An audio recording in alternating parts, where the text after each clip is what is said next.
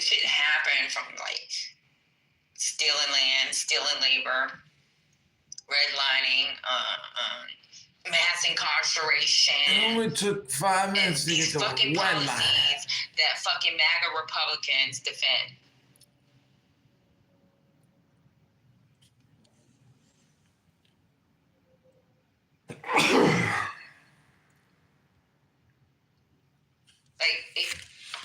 Like a lot of these people that voted for Trump, I feel like they're denying shit and they're pretending like racism gone and like history started a couple years ago, and they're pretending that those policies don't hurt the people that they claim to protect.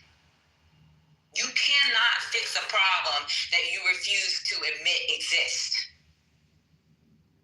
That's what they're doing. No, I'm not. That's what you're doing.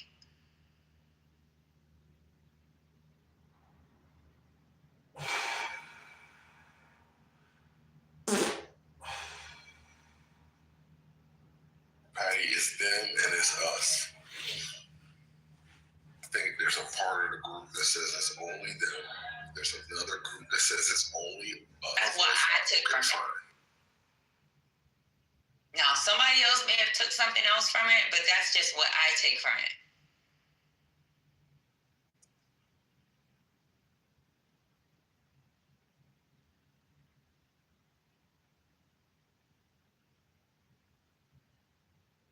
You can make your statement. Somebody can defute it. They can fight with you. I'm not going to fight with you.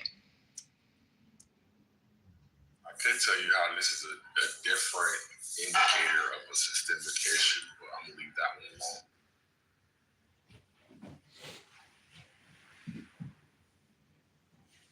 What you don't understand, Patty, is what I say goes. It's not what you say. It's what I say.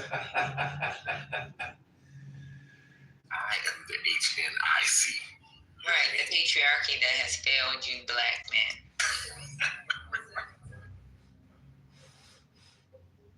What would you rather, a matriarchy? No, I'm not saying that. Okay then. So one of us got to be the boss. One of us got to wear the pants and get the big piece of chicken.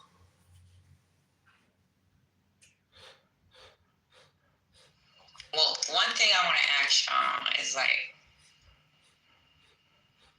do y'all feel like, so like with America, like what's going on now? I feel like sometimes that there is a fear to examine what has happened. And when you have that fear, like, I know it might be exaggeration, but like, is there a doom?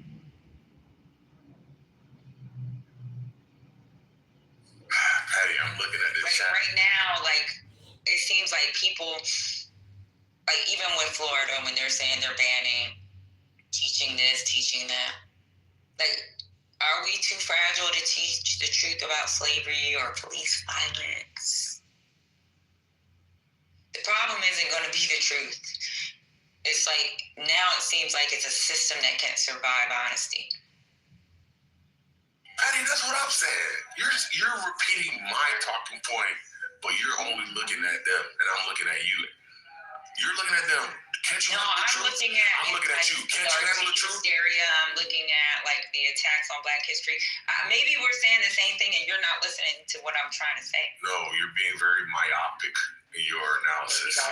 You're saying, why can't they acknowledge the truth? I'm saying, why can't you acknowledge the truth? If somebody want to fight with you, they're gonna fight with you. Let me shut.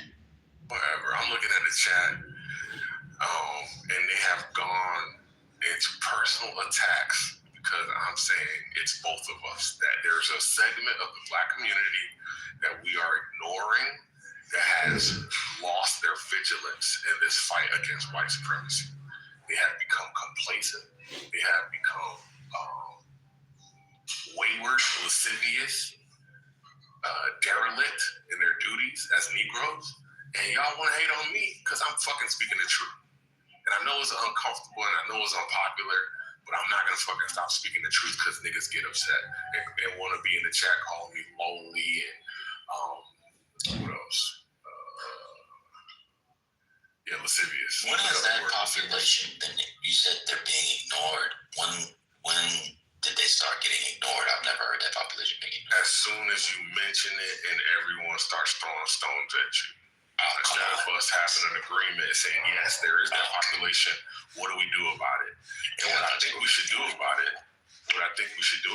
is go after the FCC, right? Because if other people had this type of element within their community, they would root it out.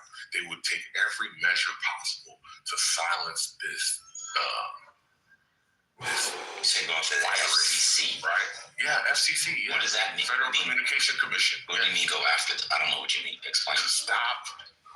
Well, I am of a experience where you had certain things that was only after hours, right? And then over time, I saw how those after-hour type of entertainment became more normalized. And I think that the Federal Communication Commission is in charge of what is being broadcast against federal airwaves, and we could have some sort of input on what we, want to have broadcasts across fucking children during fucking going to school radio. When you're driving and you hear eat my booty like groceries, you're like, what the fuck? Yeah, I think there's things we could do. So so music, I didn't quite understand the we're being ignored part. So I gotta take a phone call, not to ignore you. I gotta take a phone. Oh, that's okay. I was trying to follow y'all for a moment. I don't know what y'all talking about, and I've been here for like 5 minutes. It could take longer, Glenn. Sometimes 5 minutes is not enough to catch on to a convo that's now been going on for an hour and 45 minutes. Yeah, it took me 20 years, MAGA. It could take some time to catch on to a convo. You know what, MAGA? It took me 20 years. My mom played it the first time when I was a little girl, right? But I told y'all it was only the two white men speaking on what the debate would have been. And I just listened to it and was like, okay. And she explained it, and I was like, okay. And then I went outside and played.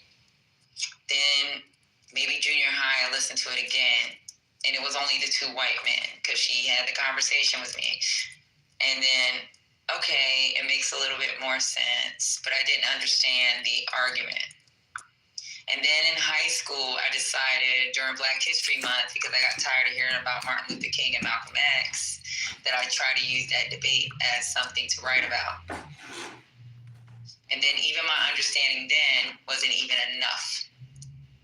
Then in in college, I decided I'm going to listen to this again because I wrote about it, because I wanted to be something special at school and talk about something other than Martin Luther King. And I wanted to talk about James Baldwin and this Buckley situation. And it's like your understanding, it took me 20 years, where some of y'all in this room are only listening to it for the first time. And that's why, yesterday, I was like, fuck, maybe I should bring it up. No, I'm not going to bring it up because it may not be interesting to other people. And it's only because maybe it's something that had to be put in my head to understand. Like how relevant it is when you talk about MAGA. Baldwin said, I can't believe what you say because I see what you do.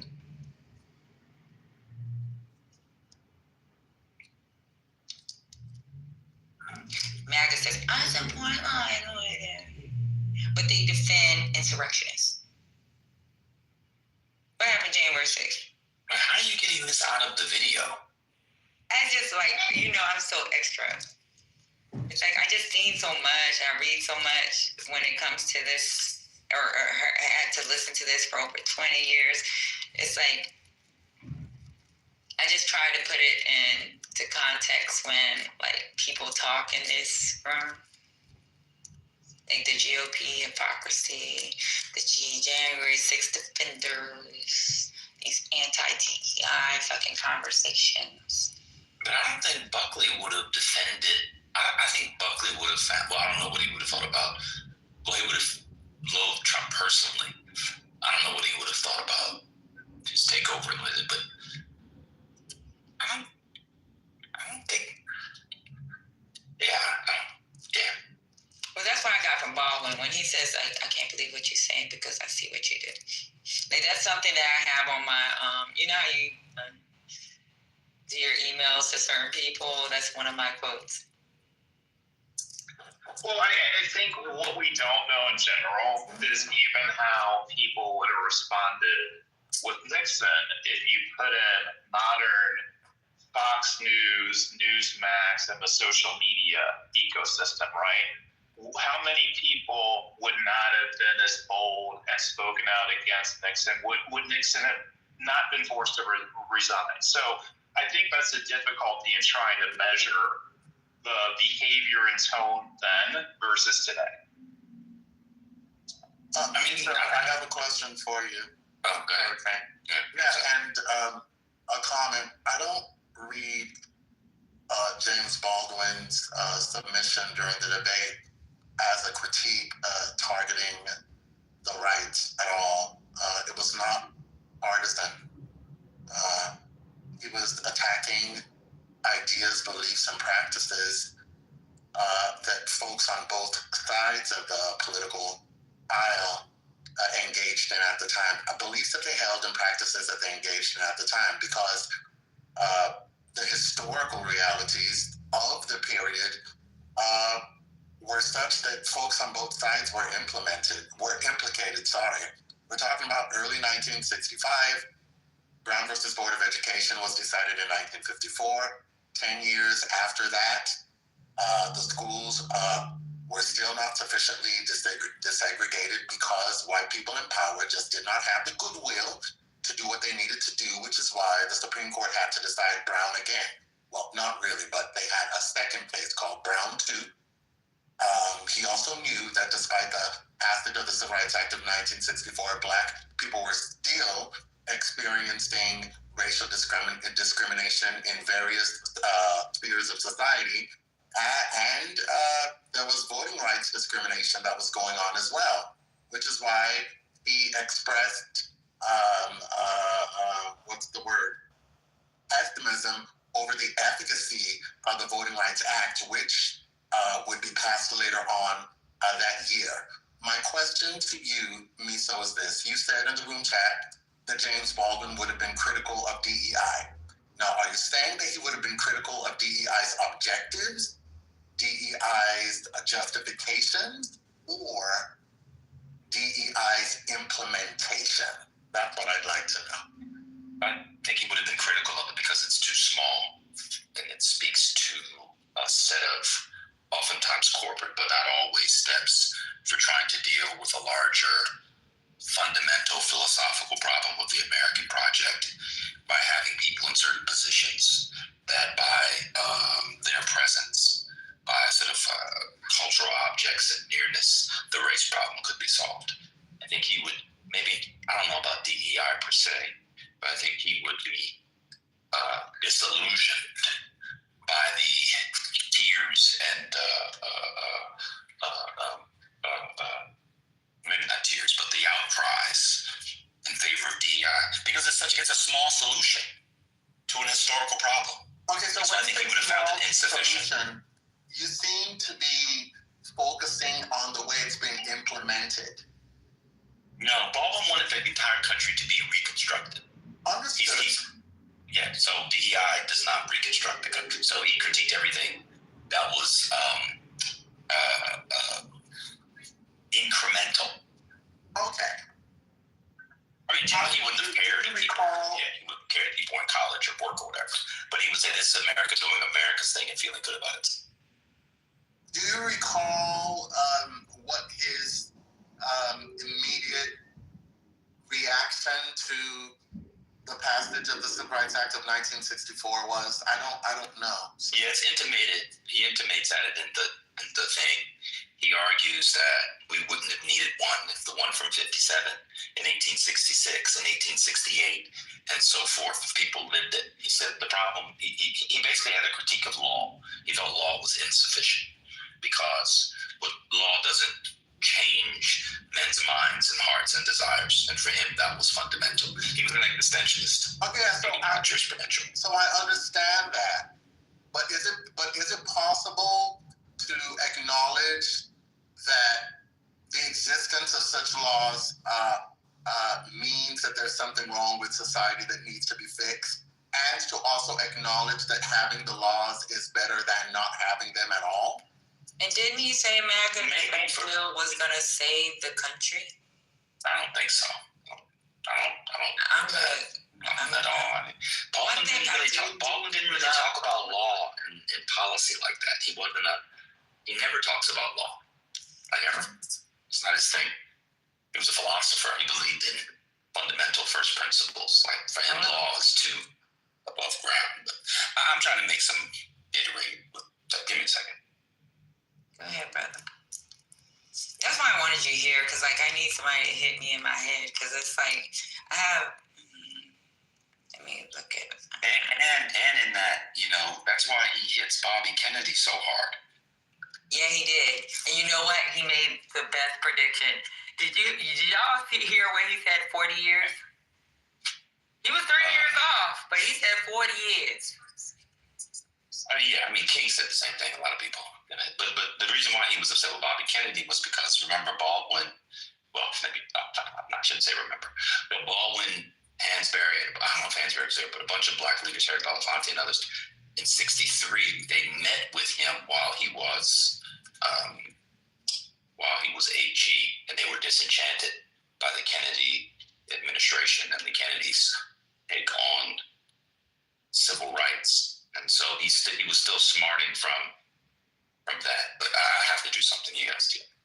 Oh, so remind me. Well, correct me if I'm wrong. If I recall correctly, the main problem with Robert Kennedy's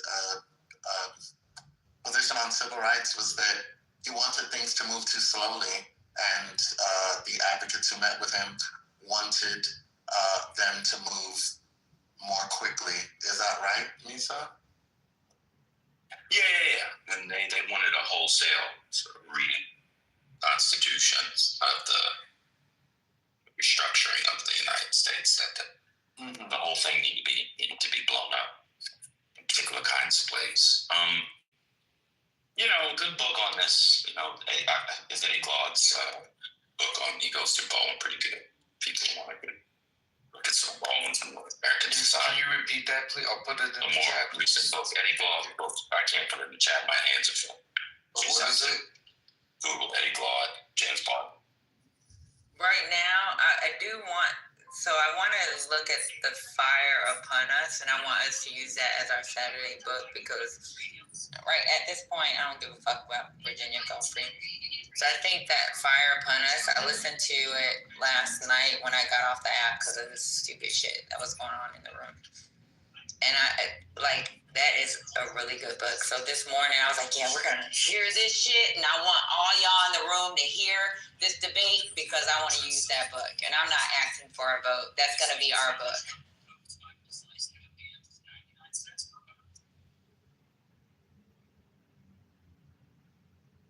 So if y'all show up, you show up. If there's just 10 of us, I just want us to have an understanding.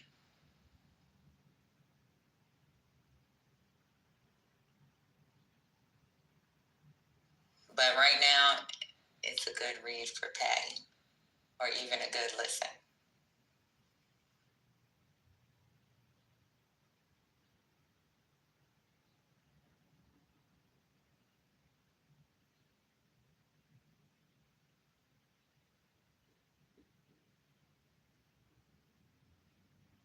And thank you for the recommendation, Madam.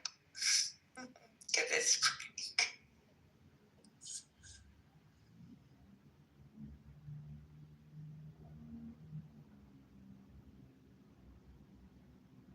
Okay, so I did Google, not Google, I went to Twitter. Yuck. I went to Twitter and used Gronk, so shut up. And I put down, my question was, what was Baldwin's immediate reaction to the Civil Rights Bill? And I put, quote, something about, a quote, he says something about a bill that saves the country. And it actually has the bill, or not bill, actually says, quote, it is not a bill that saves the country. Right after its passage, Baldwin said publicly that legislation alone could not fix the deep moral problem of racism in America. What I am worried about, and this is quotes, what I am worried about, and this is an interview in 1964, what I am worried about is not the Civil Rights Bill, but the state of the country. And for me, that's more like, and this is just Patty, and I don't know what y'all take from it. Like, what I'm worried about is not the Civil Rights Bill, but the state of the country. Like a bill that's going to fix a symptom, but it doesn't address, like, what the sickness is in America. Like, denying Black humanity. Hey. Put those on the tree or do something else.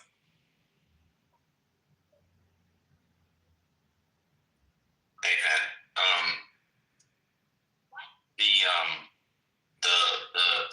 The other one is I think it's called Begin Again. Let me see if I can find it. And this is Baldwin? Or is this Begin Again?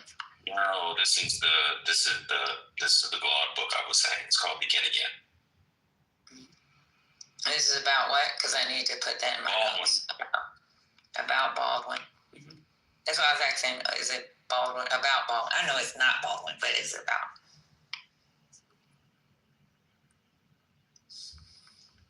Begin Again.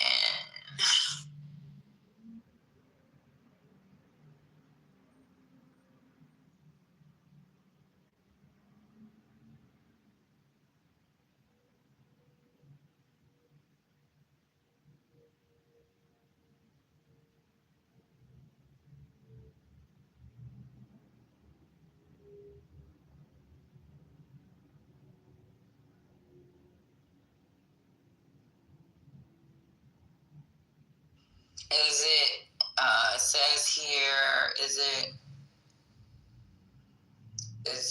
inspired by Eddie S. Gall Jr., 2020 book, Begin Again. Now you wrote it. Baldwin's America and its urgent lessons for our home. You know how Audibles have their. Did you also read? His emotional world and why he remains a blueprint for understanding race, democracy, and American failure. That book. Did y'all see the breaking news that Already just dropped out? He's running in Texas's 33rd congressional district, and now it's going to be a two-way between Crockett and Tallarico. She ain't even officially announced yet, but she about to win the damn primary. We done lost the damn Texas seat before we even had a shot to win it. I just want to say congratulations to all the Jasmine Crockett fans. Y'all are up for the next, what's it going to be, a couple months? And then it's over. Yeah, that's breaking news. And let's go back to Baldwin.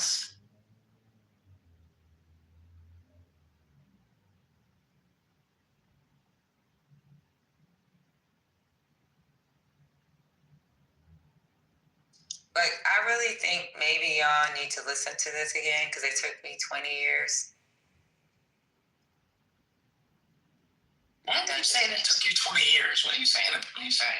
Because it's like pieces and pieces and pieces. Well, it took me a long time. It didn't take me 20 years, but it took me a long time to understand what I was supposed to be understanding. Just for me. And I might not understand it fully. But how I take it or even trying to use it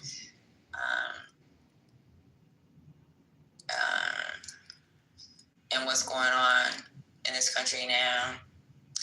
Well, I mean, one of the keys to understanding it is starting with the question, that was under debate. And one thing that we haven't talked about at all yet was the question was about the American dream. So one place to start, I think, would be what was the conception of the American dream in 1965? Because that's what they're responding to. They're actually responding. It's actually shouldn't use that word. It's actually beyond political ideology or party or voting or law. They're talking about the American dream. And so, like, what was the conception of the American dream in mainstream discourse as an ideal and the sort of kind of a romance of America? And then what was it from the perspective of the Negro, the boy that Baldwin provocatively imagines in the barbershop in Harlem? That might be, I think that's, if people are interested in kind of understanding it, it's a formal debate. So they're dealing with the question. And one of the reasons why Buckley is so performs so poorly, notwithstanding his deep rhetorical gifts and intellectual aplomb, is that he is very driven by rhetoric. Now, to be fair, Baldwin gets into a lot of rhetoric too. There's a lot of fluff in there on both sides. One of the things about the debate is that one of the reasons why contemporaries like Baldwin was because his rhetoric, quote, hits more than Buckley's does. Nevertheless, the point is that what was the conception of the American dream in 1965? And one of the things that I don't think either of them deal with is that I don't know if there was a conception of the American dream in 1965. Because 1965 America was on fire. X was assassinated. Kennedy had been assassinated 2 years before. The Vietnam War was an issue. Cities are buckling. There's all kinds of political realignment in terms of Dixiecrats turning into Republicans. It's just a lot going on in 1965. The Civil Rights Movement, of course. You're in the midst of the Cold War, so you're having nuclear fallout drills. I think one thing that's fascinating is how do they define the American dream? How do we understand the American dream in 1965? But I don't want to talk too much now.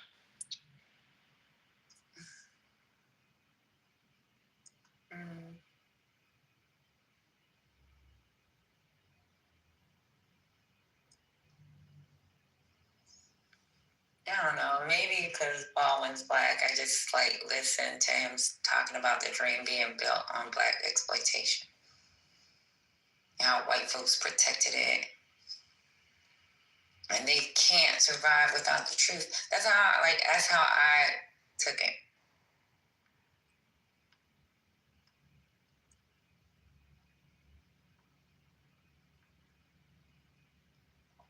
And maybe I don't know.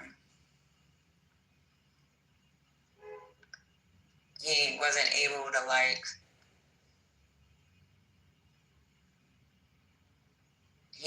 he wasn't able to connect sexuality, or I don't know. Because what he didn't do is and say what you want, but one thing about Baldwin, I think, at that time, because it wasn't cool, or it wasn't it could have put him in a position where people wouldn't be able to hear. I think that he kept his queerness out of public confrontation, especially when it came to this argument with Buckley. Because I don't feel like the world was ready. And during that time, I think wasn't homosexuality criminalized? And homosexuality could have been undermined when it came to that debate. We didn't talk about homosexuality. No, but I think that's something when you brought up the question what he didn't deal with at the time. And he didn't deal with LGBTQ rights. He kept his shit silent.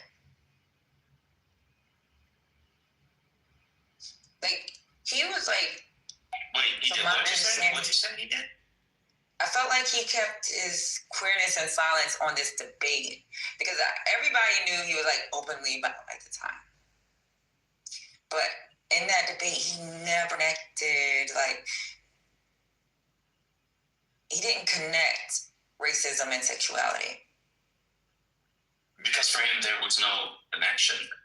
I mean, I feel like, like I said, his credibility would have been like shot to. He couldn't publicly share his position without exposing himself, or at least he's talking about Bald was openly gay. Be quiet. He was open.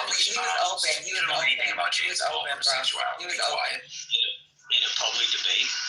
Yes, he did it in public debates all the time. Be quiet. You don't know anything about James Bald. Yeah. He was straight up open.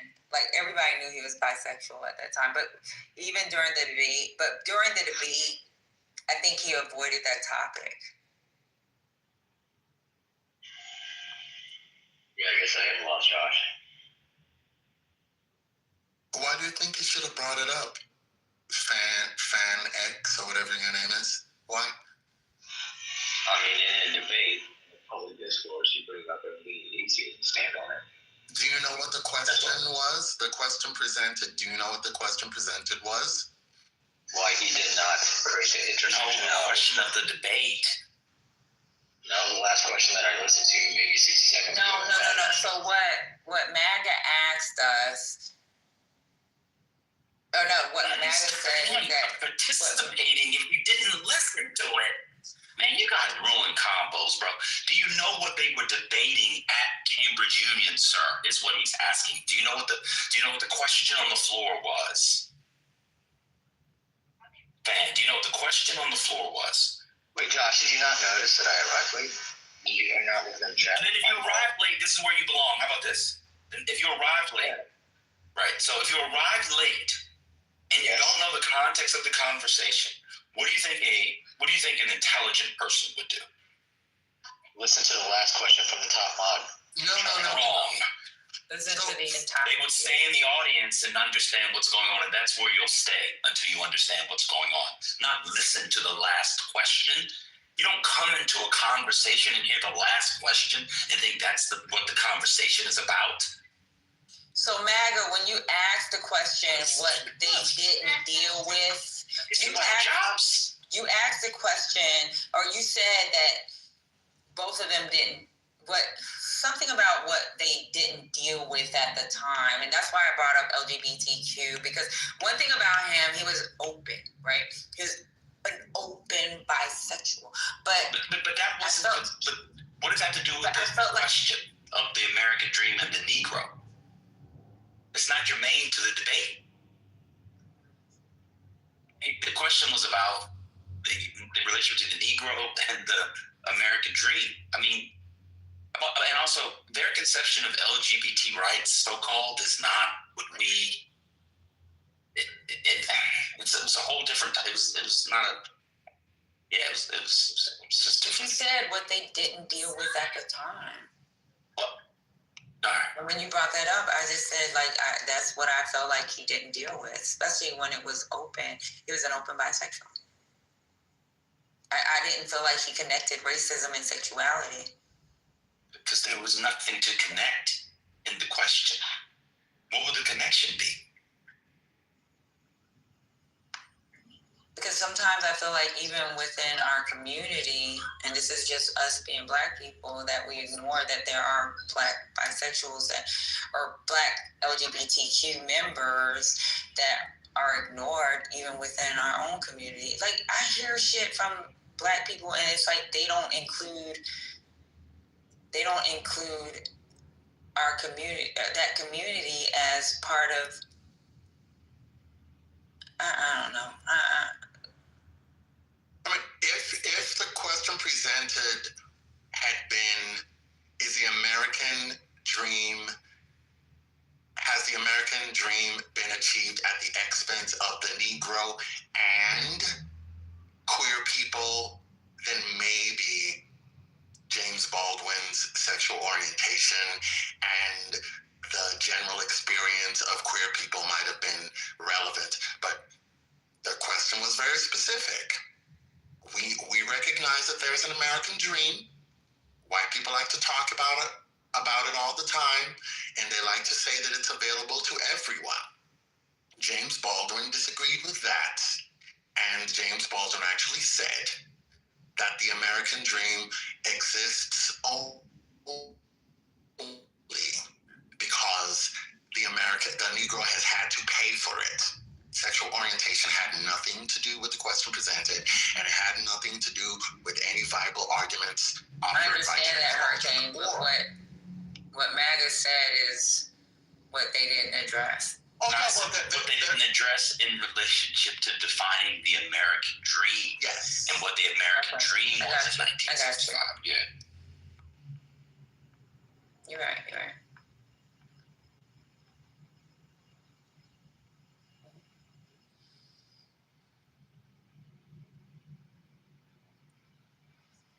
So, could that be like maybe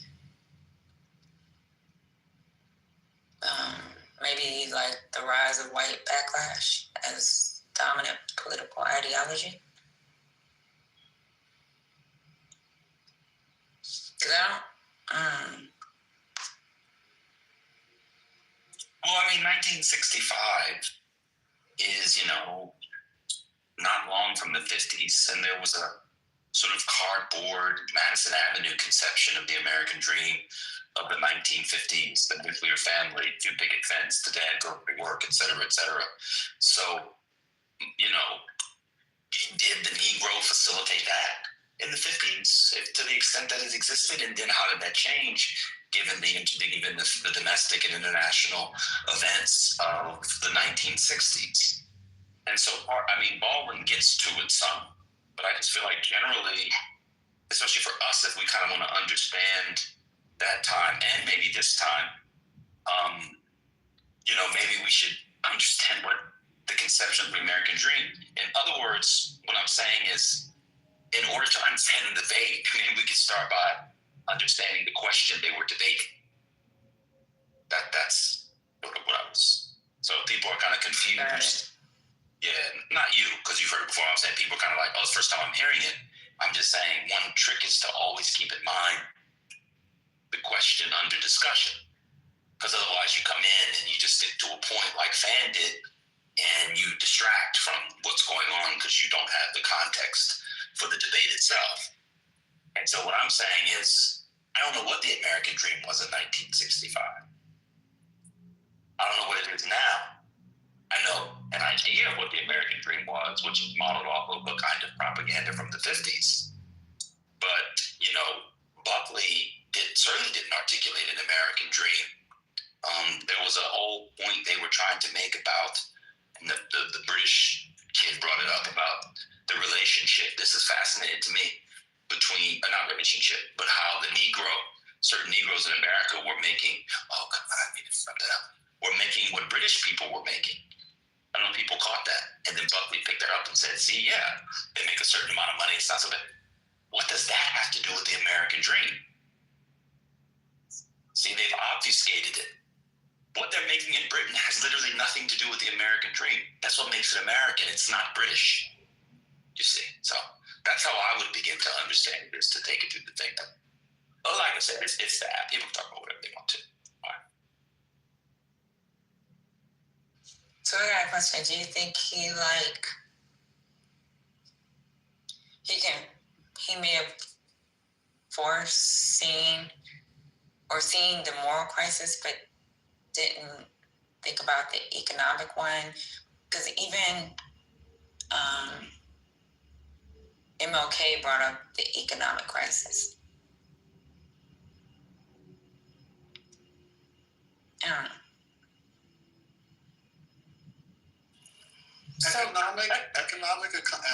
Economic achievement, economic empowerment is necessarily part of the American dream, the concept of it at the time. So I don't know that he didn't contemplate the importance of economic equality at the time. I do agree with Miso that neither person spent much time spelling out what the American dream actually is. I just assumed that they took for granted that everybody knew what the American dream was. Some financial success and sufficient social standing, maybe a little more. I think Miso said something about a house and a picket fence and the nuclear family might have been part of it as well. But they assumed that they agreed on what the American dream was, which is why they didn't spend much time defining it. But I think that economic prosperity, thank you, that's the word I was looking for, that a certain amount of economic prosperity is necessarily part of what the American dream is and was then. So, did he say something? I think that they both. Oh, sorry. Oh, so I would say I think that they both sort of indirectly, without naming it, spoke to the American dream, and I do too. Maybe a reformulation of it away from, at least in James Baldwin's sense, away from something that's purely economic, right? Because when we got the phrase American dreams, Adams's idea was more wealth, or accumulation of wealth was a part of it, but it was more of this idea of merit over birth in terms of determining your quality of life, right? Like, so your life would be better, fuller, based on your ability and achievement. And your part of that ability is to escape like social or societal limitations. And so what Baldwin, I think, speaks to, if that is the idea of the American dream, how so much of white people's capacity to escape that, even if we go to the point of wealth, relied on Black people's labor, but also Black people not being able to do those things, right?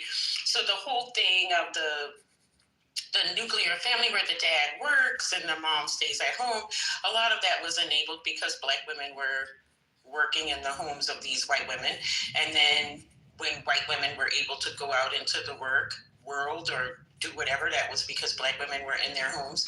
So the idea that Black people were sustaining or were the base for this idea of the American dream, I think it's more subtly engaged in Baldwin's address. I don't know. You know what, Dr. That's just sort of my idea. If you listen to what we played earlier, that Baldwin said, I picked the cotton. I carried it. We built the railroads. He said, like, there were certain things he said. So if you're talking about the American dream, the prosperity that was produced by Black people and our labor, that shit, and denying it to Black folks, that shit is not abstract. He spelled it out when he but I think talked about material wealth. I think it was beyond material wealth, though. I think he was really talking about, for me anyway, my reading, it's right. That it was about, it was about like the idea that America was a place where where there wouldn't be societal limitations, and where merit and ability would ultimately be determinative, right? But that wasn't the reality. So when he starts at the beginning and he says something about how you engage, I'm just trying to remember it, how you engage this question has something to do with how you view reality or where you are in, he said how white folks the world to see or how something it was built. like that. He pretty much said something about how white people. I think that's what. Yeah. I'm sorry. I'm sorry. And the other thing I was thinking when Mega asked the question, when Mega made the about where was the American Dream in 1965 or whatever. I don't know. I would say I think there was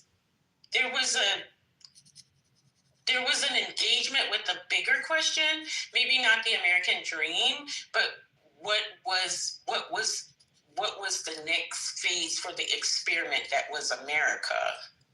Because all of the things that were going on were testing these ideals that we have encoded in law, maybe also in the imagination about what America was. And it was all being worked out in this very contentious political landscape, like with war internationally, war domestically. So I don't know if they were engaging so much the American dream as much as the space or the place where a dream could be forged or even constructed. I have a question for you, Dr. Agee. Do you think that the concept of the American dream at the time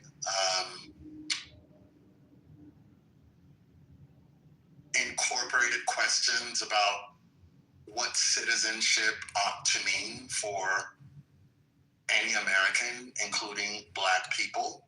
Do you think that was part of it? Yeah, I mean, I would say that for James Baldwin, that the question of citizenship was always the question.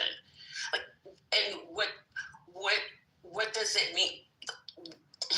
I don't know do I want to say what does it mean for a Black person to be a citizen, or what does Black citizenship look like? And are Black people indeed experiencing or accessing all the rights and privileges of citizenship? And if not, then why not? And what does that say about this American idea or the experiment of America? So I think for James Baldwin, the question of citizenship was always a thing. Yeah, I think so too. The question still the question is still on the table for obvious reasons. But it's clear to me that at that time, there were still serious contentions related to citizenship for Black people that had not been resolved formally or informally. We weren't too far removed from Jim Crow laws. So citizenship was severely restricted during the Jim Crow era, and in 1965, February, which is when they had this debate, the country was still relying on a cramped understanding of citizenship for Black people, because there were still so many things available to white people that Black people just could not access, even if they tried. So I think that the American dream, to your point, necessarily involves not only economic prosperity, but also social legitimacy, which allows people to do other things if they're socially legitimate. And in 1965, I would say that social legitimacy was something that Black people were still denied. I'm not saying that we're not denied it today, we are, but back then we were denied that even more. I agree with you, Hurricane, on that. And I also think, like, for me, I struggle with this in a lot of ways. This instant reflex, I guess is what I'll call it, to understand the prior political, prior social, cultural, intellectual moments through the prism of today, right?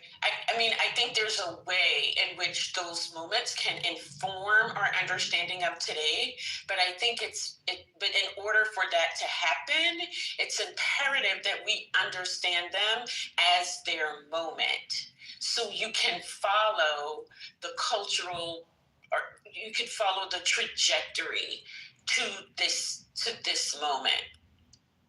So I sometimes get stuck in making that immediate leap. Like, well, what does this tell me about now? I don't know, which is why Maga's question about the American dream, like to relocate us to that moment, so as to understand in an evolutionary way, maybe how we got to here, which deepens our understanding and our ability to grapple with what here is. And are we trying to define the American dream? So at the end of his debate, he said the American dream is at the expense of the American Negro. He said it is at the expense of American Negro. So, like, is this like, is he saying like, is the dream like structural? Like, and he did bring up the exploitation of Black people. So is it structural, not personal? Well, I mean, I think nothing in America is structural. I mean, nothing in America is personal. Like, all of it is structural. Like, all of it is systemic. How we experience it on a personal level, but I mean, I don't know. I think it's all systemic in some ways, right? Because in many ways, the whole thing of America is an idea. It's a place. We think of it geographically, but it's an idea. It has, so that idea is maintained through systems. And so when Baldwin when he says, this is on the, at the expense of Black Americans, it's economic for like the physical labor that generated it, that was like an economic engine. It's also psychological.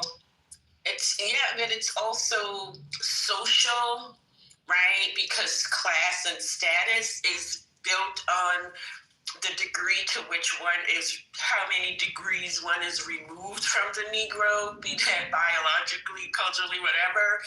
So I don't know. I think he means it in a lot of ways that aren't just economic. I don't know.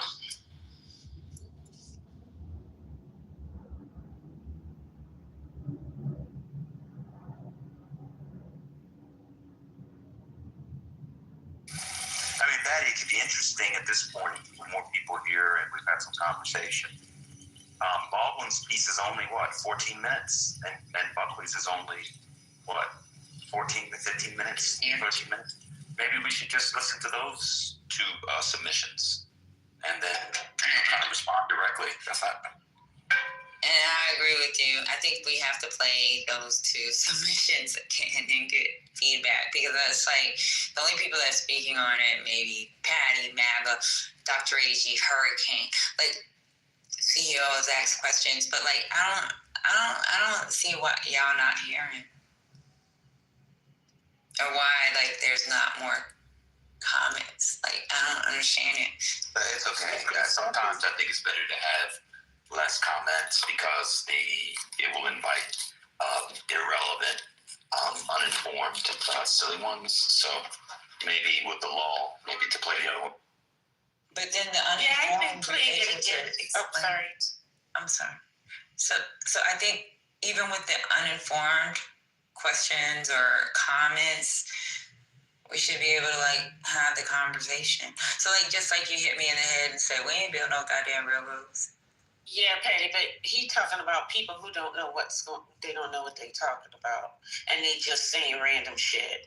Like you can't do nothing with that. Respectfully, like But I'm also saying, like, so we have a shared text. Like, right. When you did the first time, there was only 30, it's 40, 50 people or less, and now there's more. So It's only, just we can play one and talk about that. I mean, Miso, I'm something gonna else. go ahead and fast forward to Baldwin, y'all. So y'all go ahead and keep the conversation going. Let me go back to the recording, and then I'll go to Baldwin. I'll let y'all know when I'm ready.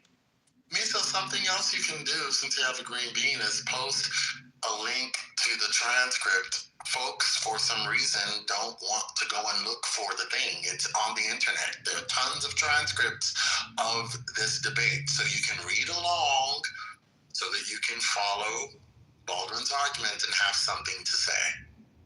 I think that's a good idea, but I'm not going to post it. You can put it in the chat if you like, or someone else. But I think it would be a good exercise for many people to learn how to use a search engine and then click on the relevant one and find the text. So maybe that'd be a skill. So if people want the text, you could follow Hurricane's lead, because from what I can tell, many people here wouldn't know how to get the text from a search engine. So we will facilitate the refining or honing or acquisition of those skills of literacy.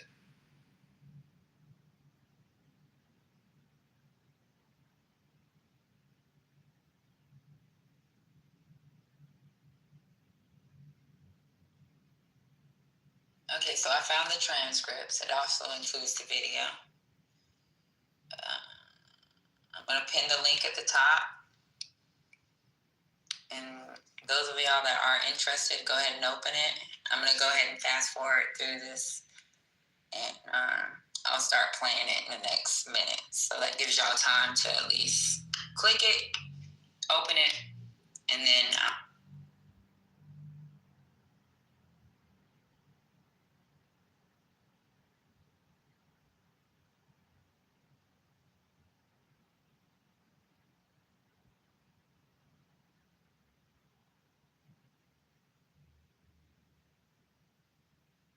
All right. Hopefully y'all have the transcripts open. I'm going to go ahead and play it.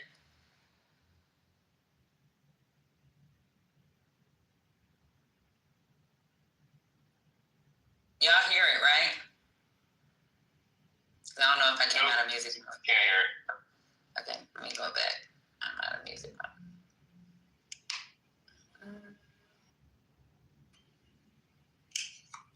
All right, let me go back.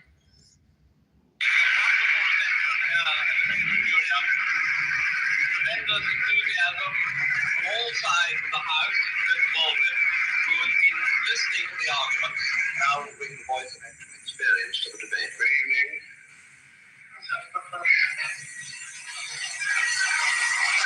I find myself, not for the first time, in the position of a kind of Jeremiah.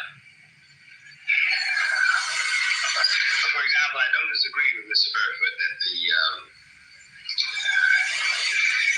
inequality suffered by the American Negro population of the United States has hindered the American dream. Indeed, it has. I quarrel with some other things he has to say. The other deeper element of a certain awkwardness I feel has to do with one's point of view. I have to put it that way. One's sense, one's system of reality. It would seem to me that the proposition before the House, when I put it that way, is the American dream at the expense of the American Negro. All the American dream is at the expense of the American Negro. Is a question, it is loaded. And that one's response to that question, or one's reaction to that question, has to depend on the effect on where you find yourself in the world, what your sense of reality is, what your system of reality is. That is, it depends on assumptions which we hold so deeply as we are scarcely aware of them. A white South African, or a Mississippi sharecropper, or a Mississippi sheriff, or a Frenchman driven out of Algeria, all have at bottom a system of reality which compels them to, for example, in the case of the French exile from Algeria, to defend French reasons how to rule Algeria. The Mississippi or the Alabama sheriff, who really does believe when he's facing a Negro boy or girl, that this woman, this man,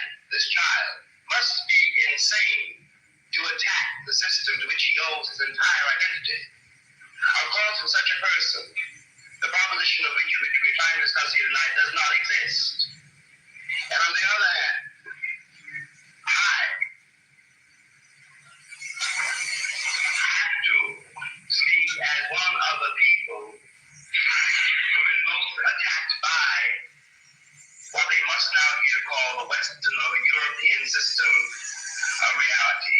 What white people in the world, the white supremacy, I hate to say it here, comes from Europe.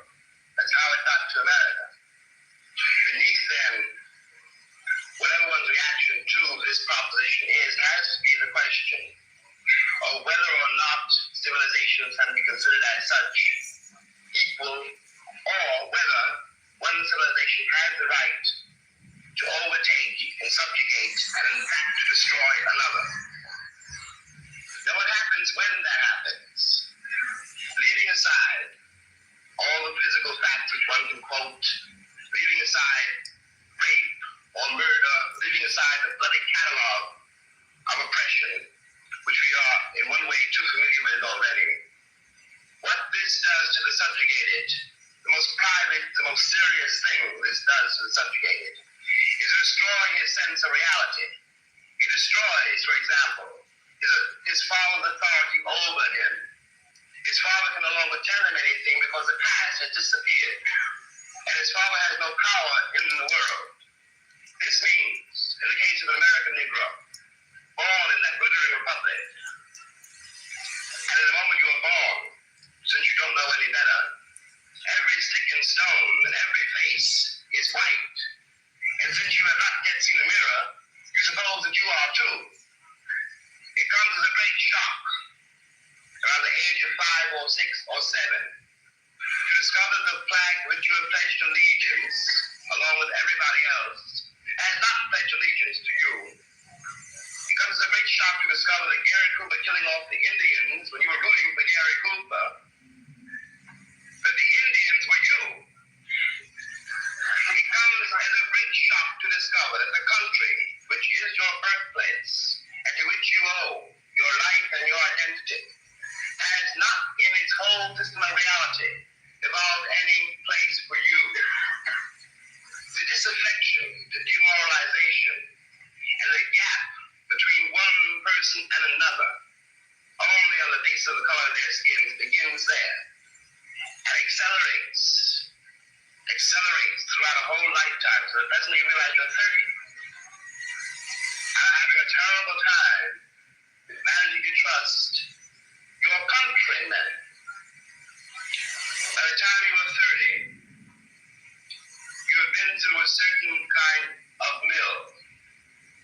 And the most serious effect of the mill you've been through is again not the catalog of disaster.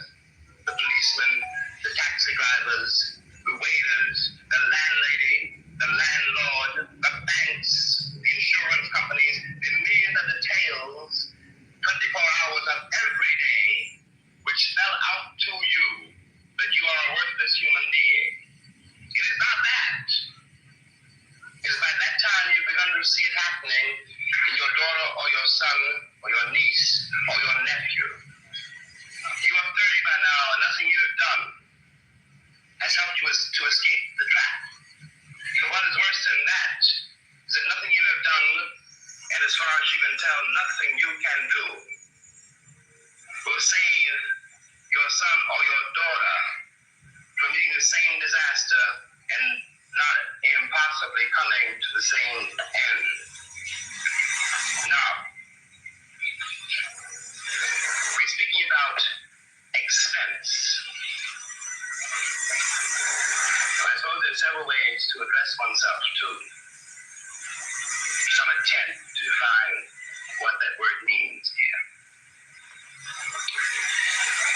Let me put it this way, that from a very literal point of view, the harbors and the ports and the railroads of the country,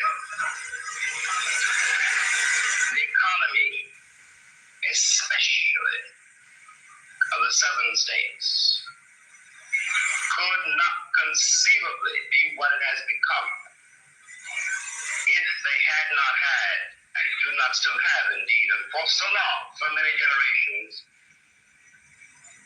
cheap labor. They're tracking us through the snow, taking our frozen meat, roasting it, and selling it to survivors for piles of gold. I am stating very seriously, and this is not an overstatement,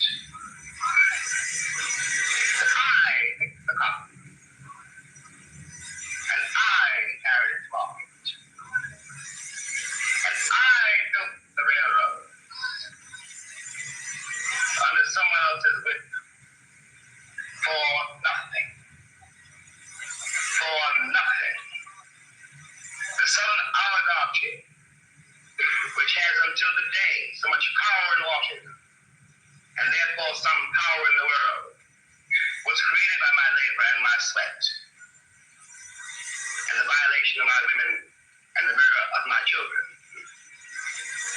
This, in the land of the free and the home of the brave. And no one can challenge that statement. It is a matter of historical record.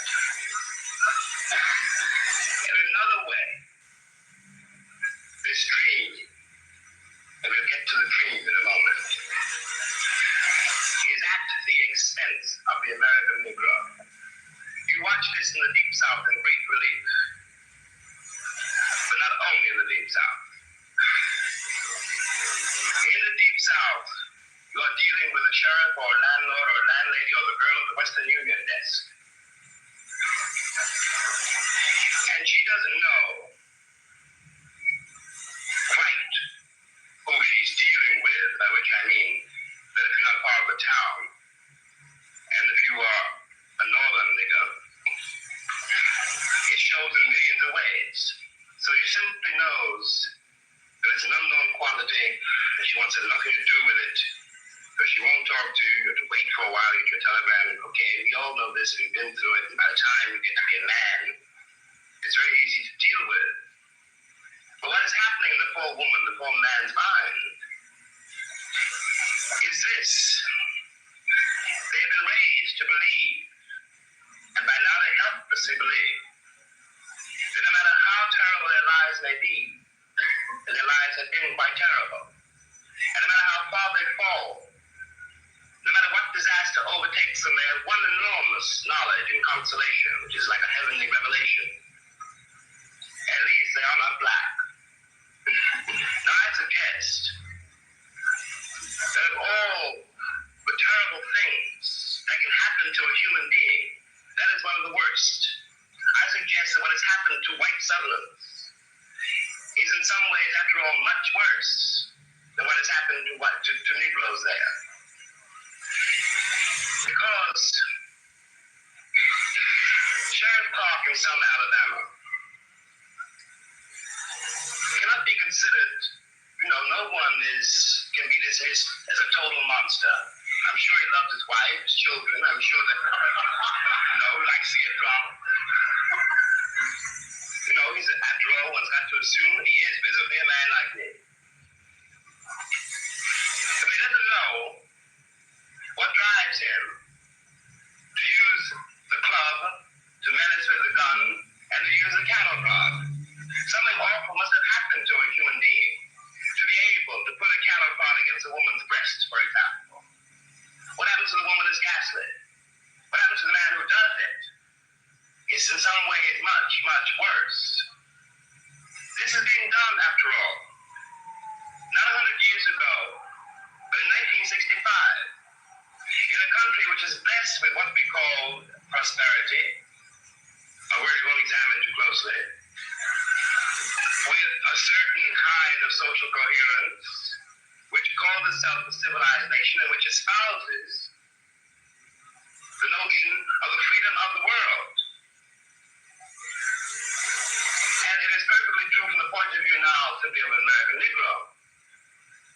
Any American Negro watching this, no matter where he is, from the vantage point of Harlem, which is another terrible place, has to say to himself, in spite of what the government says we can't do anything about it. But those white people being murdered in Mississippi work farms, being carried off to jail, those are white children running up and down the streets. The government will find some way of doing something about it. We have a civil rights bill now. We had an amendment, the 15th Amendment, nearly 100 years ago.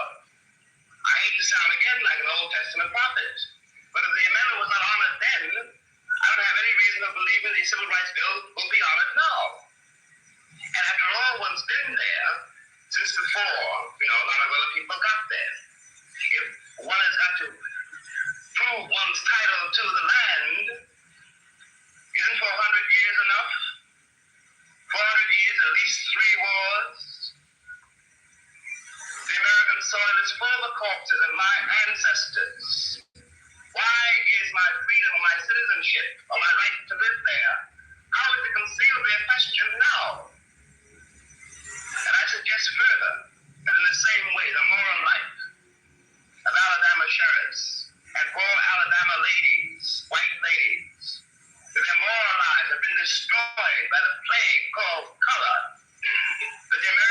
of reality has been corrupted by it. To the risk of sounding excessive, what I always felt when I finally left the country, found myself abroad in other places, and watched Americans abroad. And these are my countrymen. And I do care about them. And even if I didn't, there is something between us. We have the same shorthand. I know. If I look at a girl or a boy from Tennessee, where they came from in Tennessee, and what that means. No Englishman knows that, no Frenchman, no one in the world knows that except another black man who comes from the same place. One watches these lonely people, denying the only kin they have. We talk about integration in America as though it was some great new conundrum. The problem in America is that we've been integrated for a very long time. Put me next to any African, and you will see what I mean. And my grandmother was not a rapist. What we are not facing. I recently purchased the most popular glucose meter online and decided to test it with you. If you have... Is the results of what we've done. What one begs the American people to do for all our sakes is simply to accept our history. I was there not only as a slave, but also as a concubine. One knows the power, after all, which can be used against another person who has absolute power over that person. It seemed to me when I watched Americans in Europe that what they didn't know about Europeans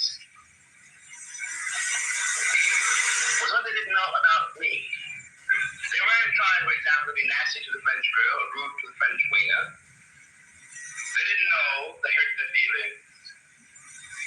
They didn't have any sense that this particular woman, this particular man, though they spoke another language and had different manners and ways, was a human being. And they walked over them with the same kind of bland ignorance, condescension, charming and cheerful, with which they'd always patted me on the head and called me shy, and were upset when I was upset. What is relevant about this is that whereas 40 years ago when I was born,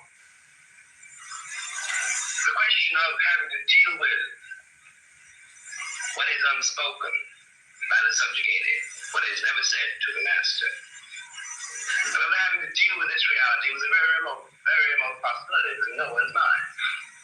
When I was growing up, I was taught in American history books that Africa had no history, and neither did I. That I was a savage, about whom the less said the better, who had been saved by Europe and brought to America. And of course, I believed it. I didn't have much choice. Those are the only books there were. Everyone else seemed to agree. If you walk out of Harlem, ride out of Harlem, downtown, the world agrees. What you see is much bigger, cleaner, whiter, richer, safer than where you are.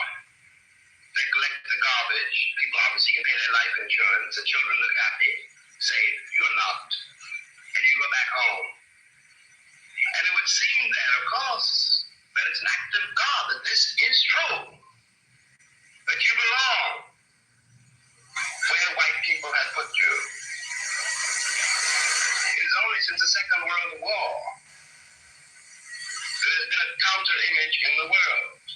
And that image not come about through any legislation on the part of any American government, but through the fact that Africa was suddenly on the stage of the world, and Africans had to be dealt with in a way they'd never been dealt with before.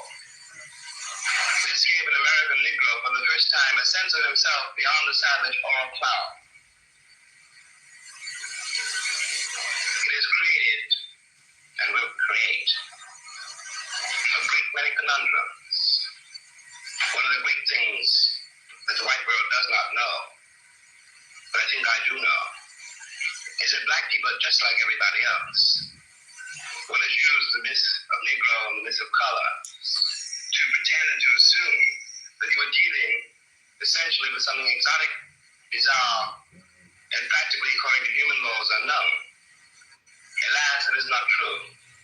We are also mercenaries, dictators, murderers, flyers. We are human too. What is crucial here is that unless we can manage to establish some kind of dialogue between those people whom I pretend have paid for the American dream and those other people who have not achieved it, we will be in terrible trouble.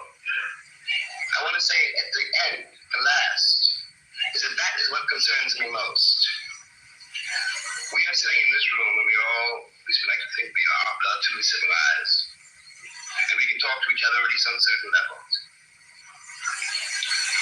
So that we could walk out of here assuming that the measure of our enlightenment, or at least our politeness, has some effect on the world. It may not. I remember, for example, when the ex-Attorney General, Mr. Robert Kennedy, said that it was conceivable that in 40 years in America we might have a Negro president. And that sounded like a very emancipated statement, I suppose, to white people.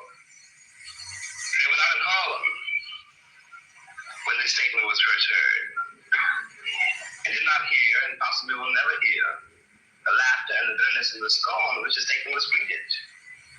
From the point of view of the man in the Harlem barbershop, Bobby Kennedy only got here yesterday. And now he's already on his way to the presidency. We've been here for 400 years, and now he tells us that maybe in 40 years, if you're good, we may let you become president. What is dangerous here is the turning away from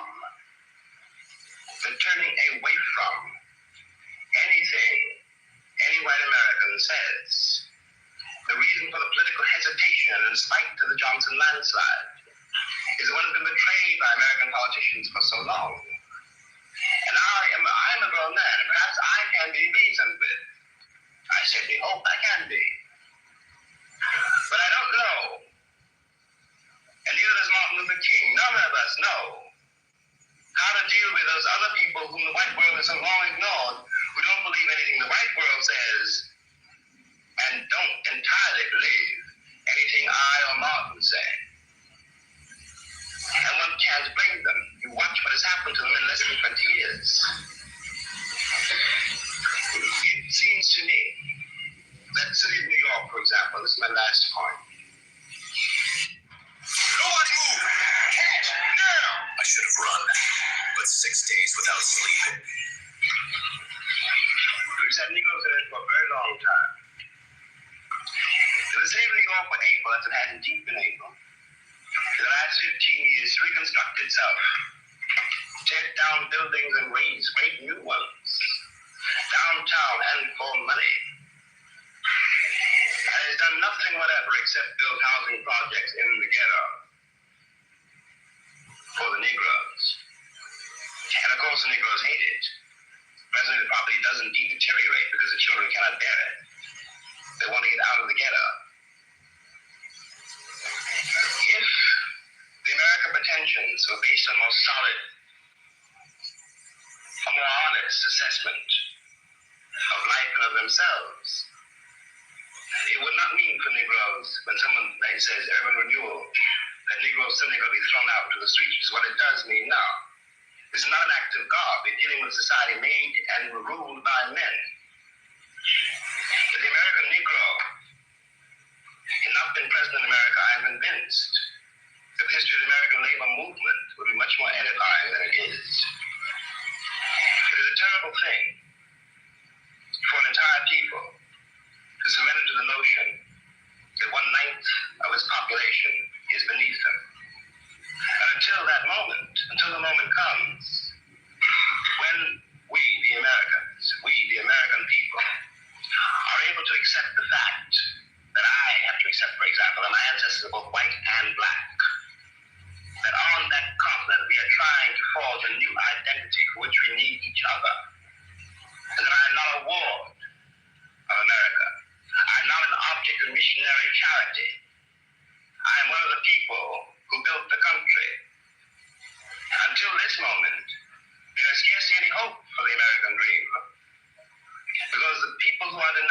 participation in it, by their very presence, will wreck it. And if that happens, it's a very great moment for the West. Thank you.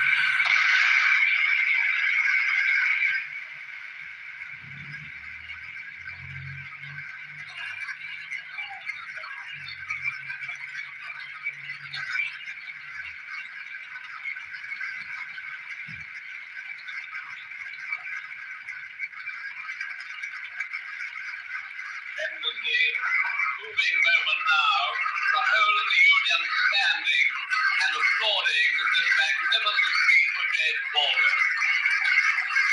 Never seen this happen before in the Union in all the years that I have known it. Baldwin is smiling, obviously delighted by his reception, tremendously moved by it.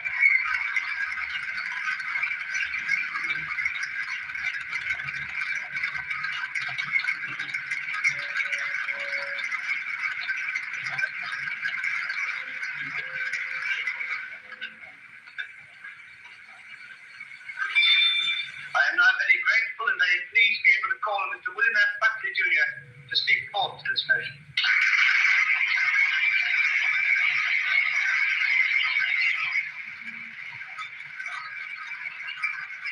Now we have Mr. William Buckley, who would need all his skill to establish a sentence here in his audience, which has clearly been so deeply thank you, Mr. President, eloquence coming to all personal experience, the preceding speaker. Thank God. Mr. President, gentlemen.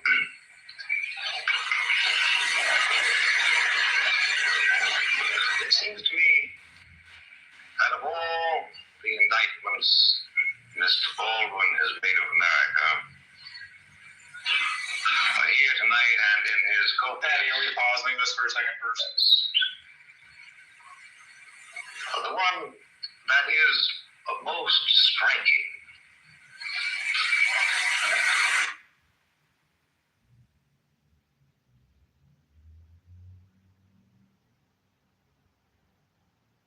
Okay. So, yeah,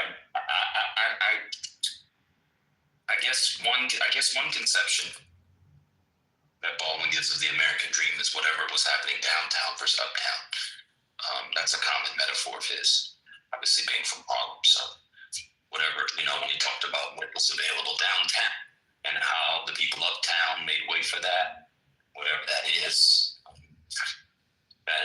I think, one conception of the American dream. I think that one that's implied is a certain kind of intimacy based off shared history and knowledge between what was called the Negro and white people, which is all kind of interesting because that runs through Ralph Baldwin. He was a radical integrationist in many ways, but not integration at the my people into a burning house. I don't even know Martin Luther King got some fake quote that I got off TikTok calling integrationist. I don't know why people continue to quote a thing from King and they have no evidence that King said that, but that's the internet. You can do what you want to do.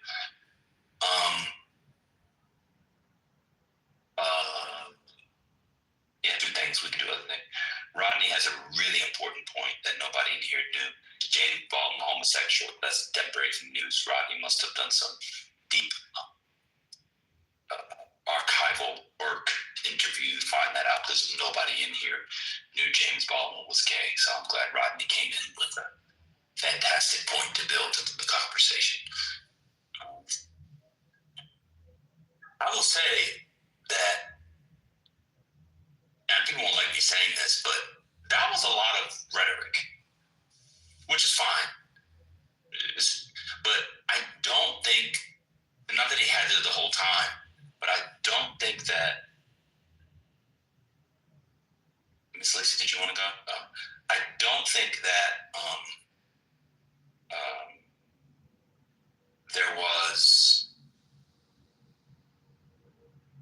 I was not compelled by his affirmation of the motion, personally. Maybe others were, but now the part where he does eye builders, that's very effective. But yeah.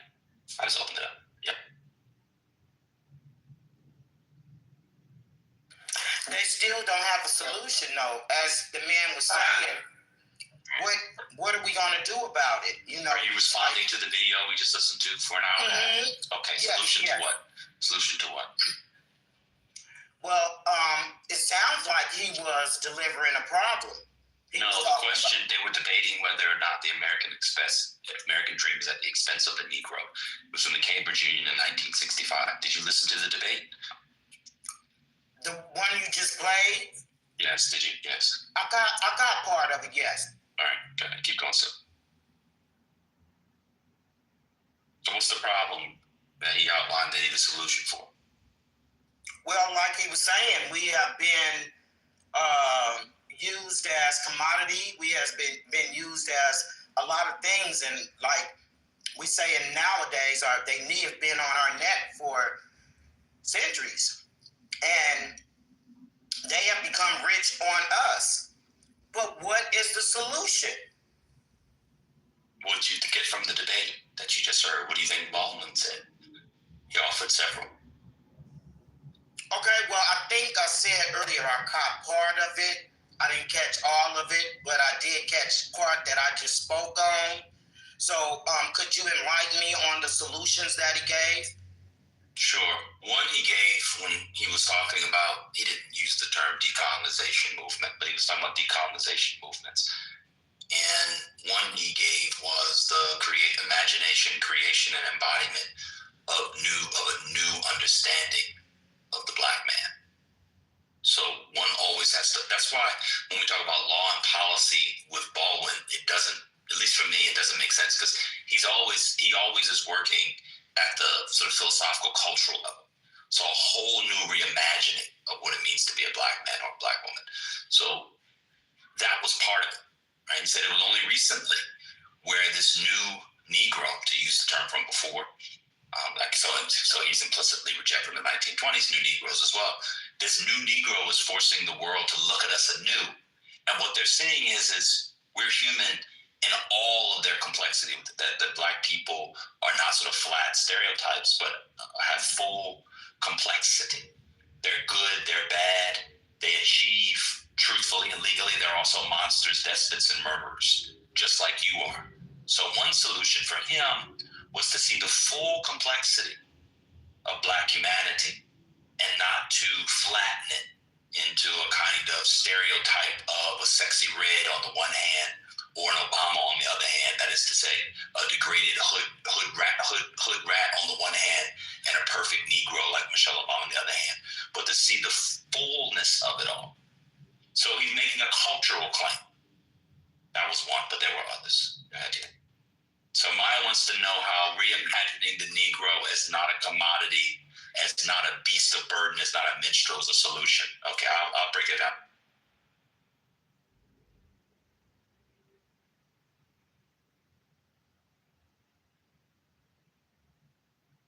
Okay, and Rodney says it's a talented 10th idea.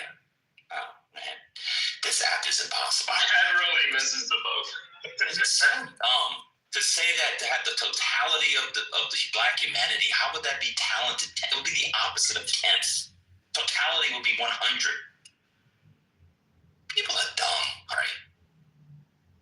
I'm sorry. And my not understanding, seeing Black people and their complexity, and not as minstrels, beasts, crack whores, crackheads is not important to full inclusion and Black people being treated like humans. I can't break that down any other way. That seems very bizarre to me. That seems very bizarre that someone doesn't see how that solves lots of the problems, the perception of the Negro. But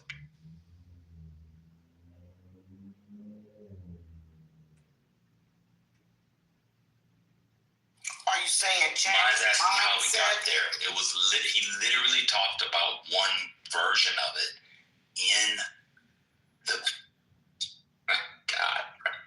Don't put my cash up. The video. It was literally he literally said how to get one way to get there. Another way is ultra.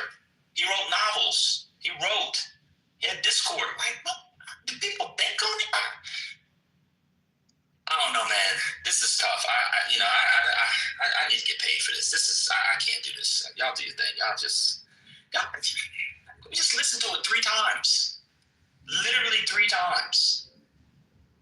Let me see if I can do the 45-second version. Oh. Hold on, 1 second.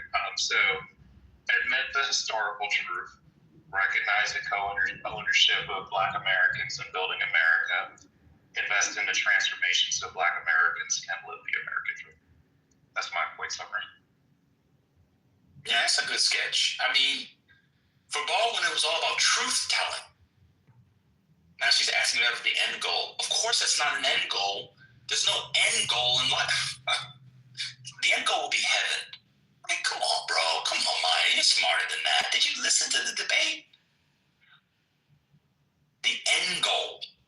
What does that mean? Why do people think of society and sociological problems and ills and social facts and all the things that Joe B has one of several PhD? Why do they think about that in business terms, in like neoliberal corporate culture? I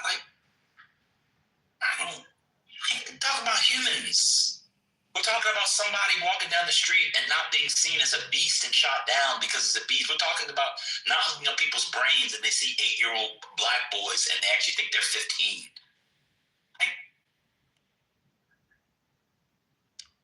How have Black people navigated the world the last 25 years? Shit is insane. Heaven is the end goal. What? The end. Freedom is not, I thought Black people knew this, but okay.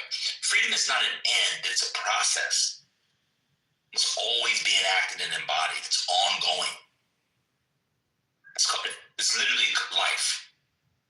The end goal is death. I don't know. Somebody should put their Cash App up and y'all owe me like $30,000.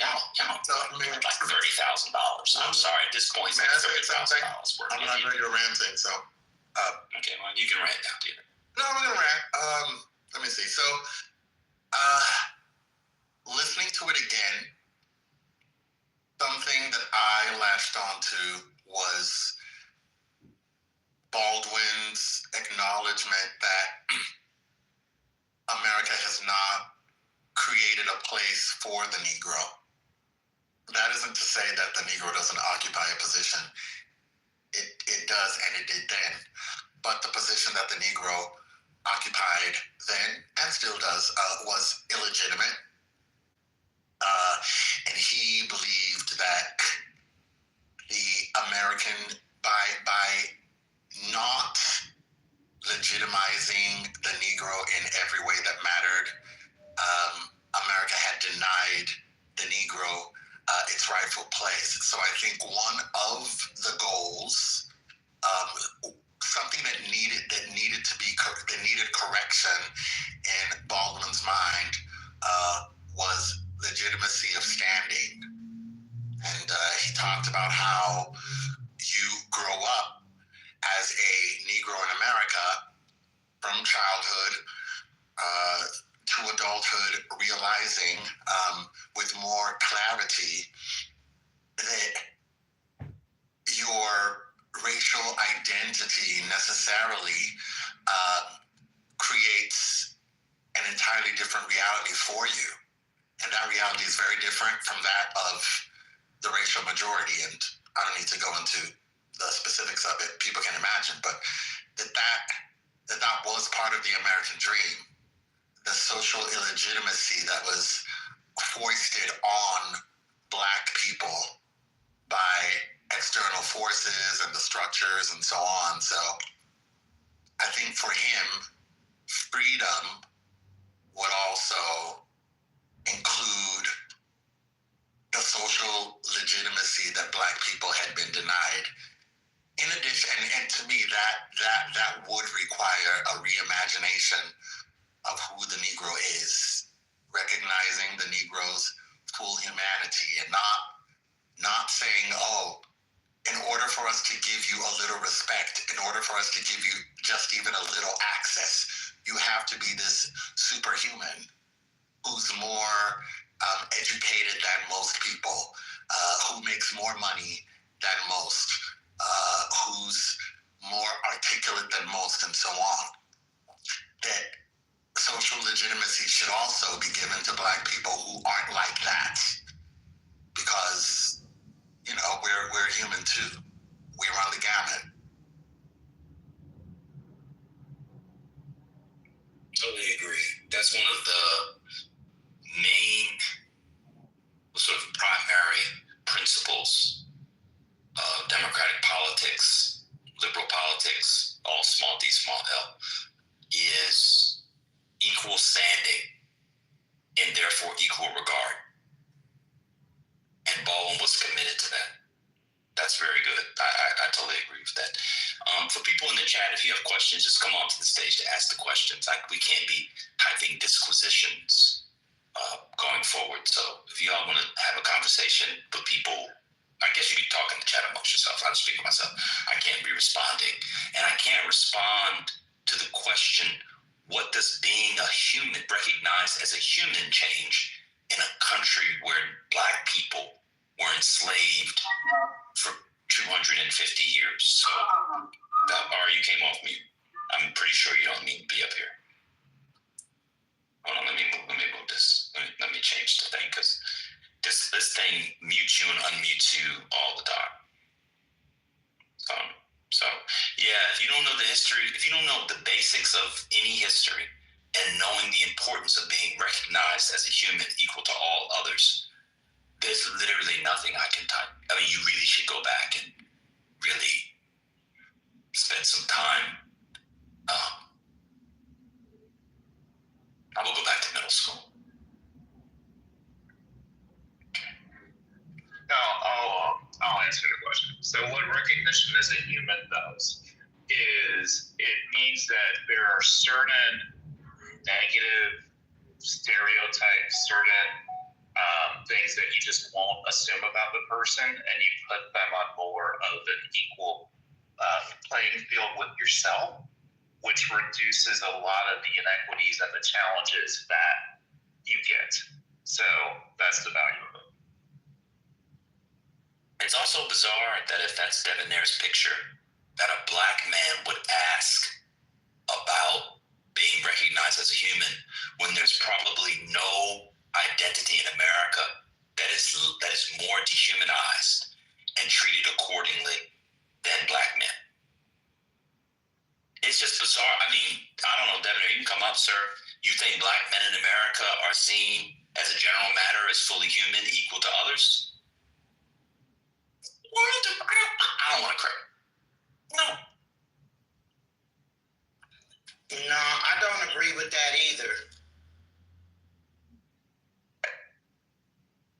They shoot them down like they shoot people down. People shoot them down. People get shot down, shoot themselves down, beat each other. They're thrown to the dogs. They're labor distracted. But you think people are being, you don't see the value of, it's whatever. Just. But what's more important is that person shouldn't worry about what other people think. We have to fix the problem within ourselves first. No. What does that mean? What does that mean? Well, what it means is they're saying they want to be looked at as a person and they want to be respected. But everybody knows, and I don't know if y'all been oblivious to it, we don't even like each other. We don't even respect each other. Who was each other? Excuse me? Who was each other? Who am I talking about? I don't know. You said they should know each other. I don't know. Who's the group you're talking about? You know what? I see you just want to act ignorant today. Bye. Bye. No, that was good, Magga. You got her to voluntarily leave. Yeah, all you have to do is ask the simplest of questions. Now she's currently running to her medicine cabinet to get cotton balls because the rest of her brain is oozing out of her right ear. It's that simple. Because Baldwin never said it was white recognition, simply white recognition of Blacks. It's others, it's self to other. That also includes us, whomever that was. I didn't know people just say stuff and then they get upset that they have to fix it. You know why? Because she can only speak in a script. They say the same thing every day on these conversations. And we can go back to the room. Yeah, I guess I was doing my shtick. Manfinity probably would say I was, or Concrete too would say I was, by trying to get clarification because I needed it, I was being mean. But see, the way they say that's they love to defend ignorance as opposed to excellence. Nigga, my middle name is Excellence. Listen, no, it's not. I'm just excellent. We can be excellent, and actually, it makes me anyway.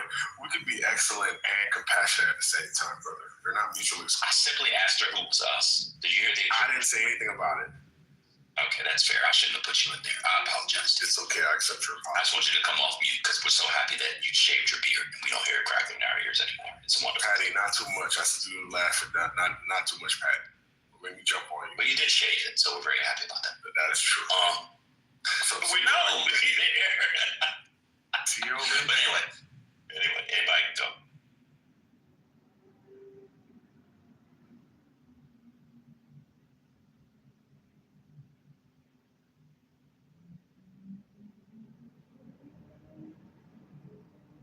So I'm looking at the transcripts, and he said, not everything that is faced can be changed, but nothing can be changed until it's faced. Like, truth telling is the first step. Like, that's part of recognition, right? Like, tell the truth. Like, tell it truth, and not just privately, but like, say it out loud publicly.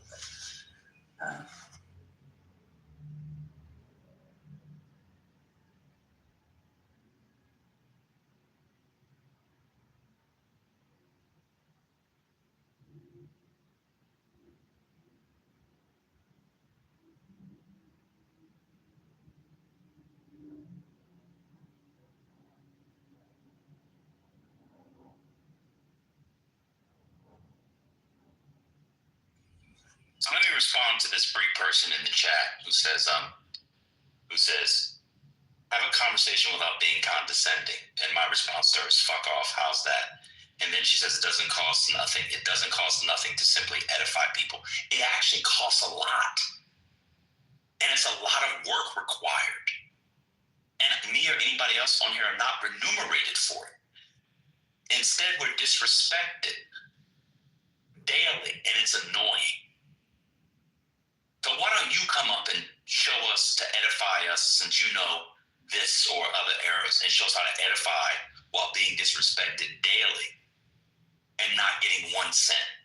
It costs a lot and takes a lot of time to learn to teach people. This is free. So we'll invite you up to do it. Of course you're not coming up because you don't know anything about James Baldwin, 1965, American history, or anything else. You want to sit here for free and learn from me like everybody else for free. So I'll tell you what, you cash at me, Bree, otherwise you're out of the room and blocked for life. You have nothing to do. I'm tired of people giving other people tips on what to do when the people aren't being paid for it, and what they get paid for is disrespect. And it's always the people who are doing the, quote, labor, who have the expectation. I'm almost done. Yeah, it's very easy. It's always the people who have the expectation to teach. They are also expected to submit, to be the nice one, et cetera, et cetera. Bree has no expectations for the dumb, rude people. Just me. So my payment, my remuneration is condescension. This is how I get paid. Until I get cash, I'm going to be an asshole going forward in these conversations. I've received $0 off the app. Dami receives money simply for opening a room and recording another room and playing it. People cash out people like Dami money for playing a recording. But you want me to come up here and give free lectures on Baldwin. Why don't you go find a free lecture on Baldwin in the hallway, boo? You're out of here, and that's for life. Hit the road, Jack, and don't you come back. No more, no more. No more, no more. And she's like, you don't care. And yet you've been in here for the last 2 hours. And that's why you're gone. Because you don't want to be kicked out and blocked. And now I can't find you. Bye. Oh, there she go. Bye. Well, I'll invite you one more time.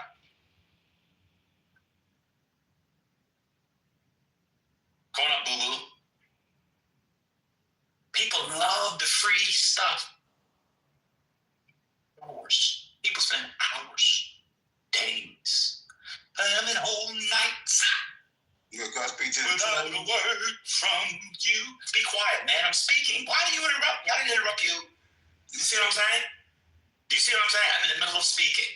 People spend hours, days, nights learning stuff, synthesizing stuff, coming up with arguments, etc. Doing it for free while they're at work.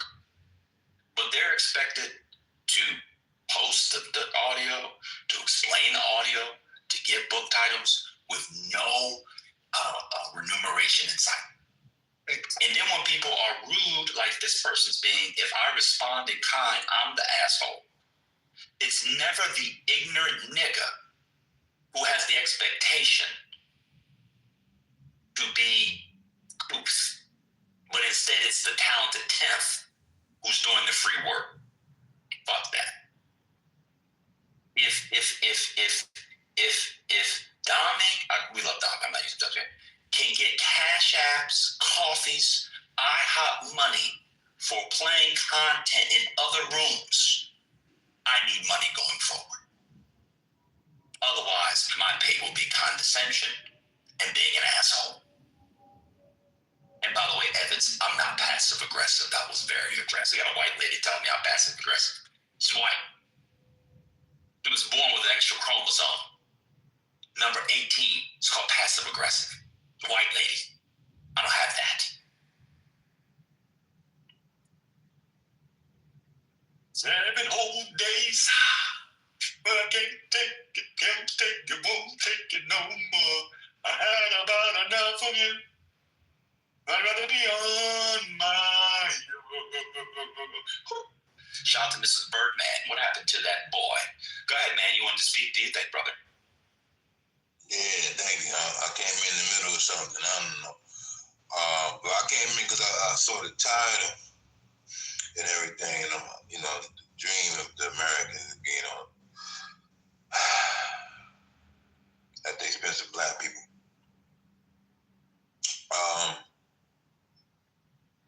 I don't think it was at the expense of black people. I think it was, and I think it still is, made for everybody, black people being included. Black people played their part in building it, forcibly. Maybe it wouldn't have got done had it not been done that way. But now black people had the opportunity to be a part of it and actually get the resources that they helped to create. So, yeah, I think they paved the way for us, me being one of the us. Who paved the way for us? Black people. Black people did. The slaves. Everybody played their part. I think everybody played their part. They might not like their part, but they played their part. That's fair. Have you heard the Baldwin?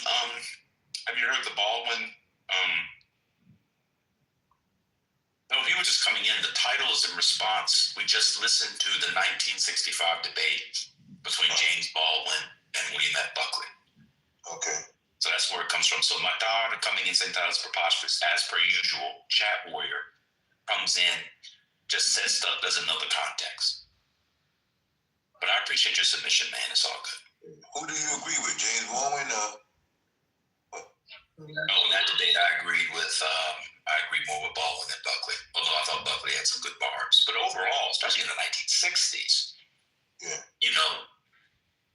100 years since emancipation, so that's perfectly 100 years. The debate was in 1965.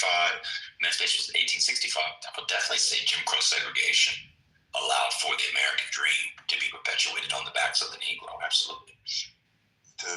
Look at this person. This woman is calling me a lint licker and telling me to read Souls of Black Folk, W.B. Du Bois. You mean collection of essays from 1903, which came from what? A bunch of essays he had written earlier, mainly published in the Atlantic, that first came out in Dial Press in 1903, which begins with what? The faith of the fathers, but of course says the overture where he lays out double conscience and it ends on this very famous essay on what the spirituals, and of course has the personal eulogy of his son of the passing of the firstborn, also includes a short story on the coming of John. You mean that one? Or of the third chapter of Book of Mr. Washington and his saying, ma'am, I'm not the one to come for on this intellectual tip on the app. You just Googled that, sir. You're right. I Googled all that. It came out. You're right. That's how it came out. You're right. Ma'am, I'm not the one to come for. Your mother is the mother of a crackhead. Get off the crack. Otherwise, we can send you to a crack home where you belong. This is not a microaggression. This is a macro. You're a crackhead who gives hand jobs for $10 vials of crack. Yeah, $10. I may act like a white bitch. My home suggests I'm white as well. That's why you're in a one-bedroom cold water efficiency by yourself when your best friend is your Rose. He's also your boyfriend. I'm not the one to come for. Y'all know each other or something? What's going on?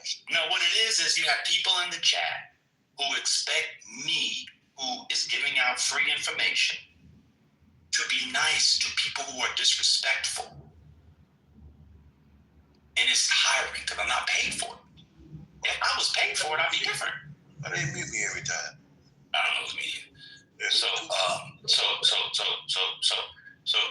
if I was paid for it, it'd be a different thing. And all we have on here is words, but people like Britt don't have the words. Words.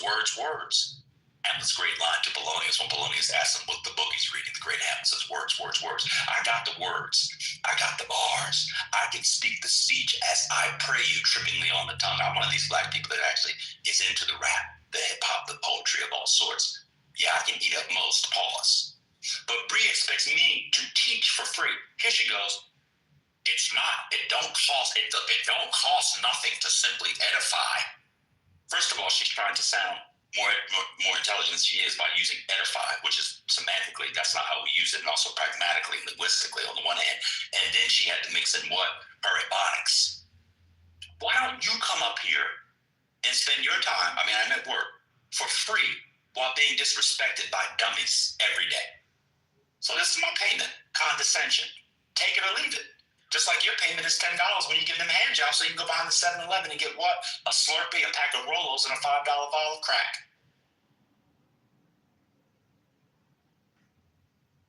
Miso, question. You talked about. Fucking party if you have the ability. Hey, Candy, I was talking. Let me get my thing out, please. Thank you. Yeah. And I cared about as much as he cared about the fucking audience. All right. Candy, I'm being nice. It's a fucking freestyle since you're rude. Candy, I'm being nice. I don't have to be nice. I guess she want to get dragged too. She's another crackhead. I was on this motherfucker actually being extremely. You was on this motherfucker sucking dick on PTRs for $10 to get November crack. 17th of 2021. And you've been slurring the crack pipe ever celebrity since. artist. You might want to pipe. I don't give a fuck who you With your chocolate goddamn brand candy ass brand. MAGA ass psyop that you're trying to run on the fucking goddamn people on Clubhouse. A Clubhouse. Psychologically abusing them about their station and shit like that. Let the lady fucking talk and everything. What she lady? didn't say nothing wrong when she said that we be against ourselves. You're clearly an example of that. I asked her who was ourselves. Stage, bitch ass motherfucking nigga. Yeah. I asked Your mama's a hoe.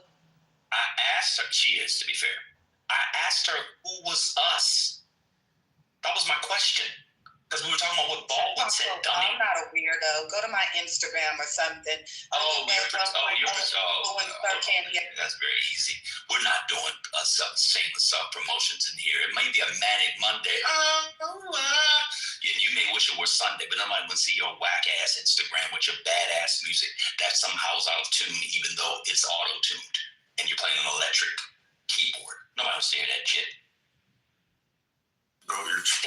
Take your 200 view, 13 follower Instagram new music post neo soul bad sounding warble elsewhere. Nobody wants to hear that shit.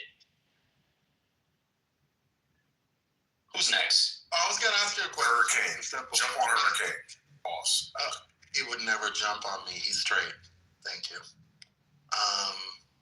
You're straight today, aren't you, Misa? I think so. Yes, on Monday, correct. Yeah. Okay, all right. So you were talking about how difficult it is to teach these things and how synthesis takes work. Do you mind sharing just a little bit about how long synthesizing some of these ideas can take? I mean, in some instances, in a lifetime. I mean, it's very difficult. Takes a lot of thinking and reading and discussion.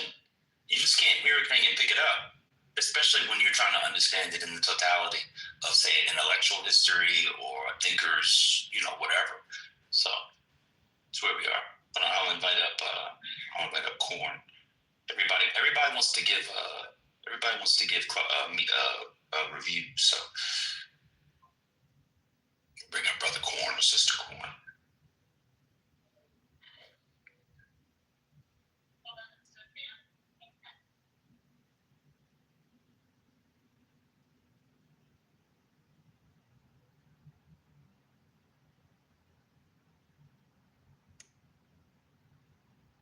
Can't find it. I mean, look at Brie. Raw chicken cutlet, bitch ass. I eat niggas like you when I'm bored. That's your comeback. Raw chicken cutlet, bitch ass. I eat raw chicken cutlet. That's what you got? Nigga probably fuck Asian women and watch Asian anime. No shade to the Asian girlies.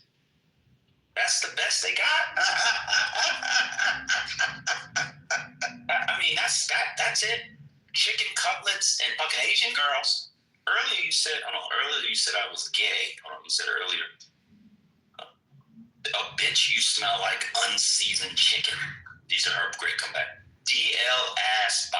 She didn't even spell bi right. There's an E at the end of bi. Dummy. This what men do before they go watch gay porn.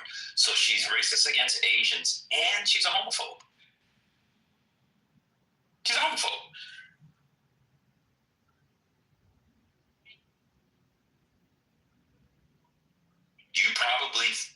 She thought an insult was to say you fuck Asian women and watch anime and then say no shade to the Asian girlies. But she says that I should go follow Baldwin's example. Baldwin drags people all the time. She doesn't know anything about James Baldwin. They say our favorite writer was James Baldwin. Watch this. What's your favorite? Watch this. Give us your 3 favorite writings by James Baldwin. I bet you she can't come up with 3, but it's our favorite writer.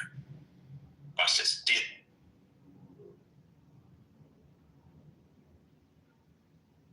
I just wanted to derail your session, bitch, just for disrespecting an older black woman.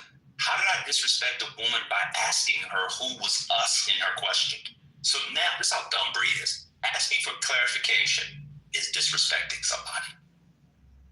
You people are really dumb. But swear you're so. Bree is the Amanda Seals of Clubhouse. That's who she is. That's how dumb she is. She's the Amanda Seals of Clubhouse.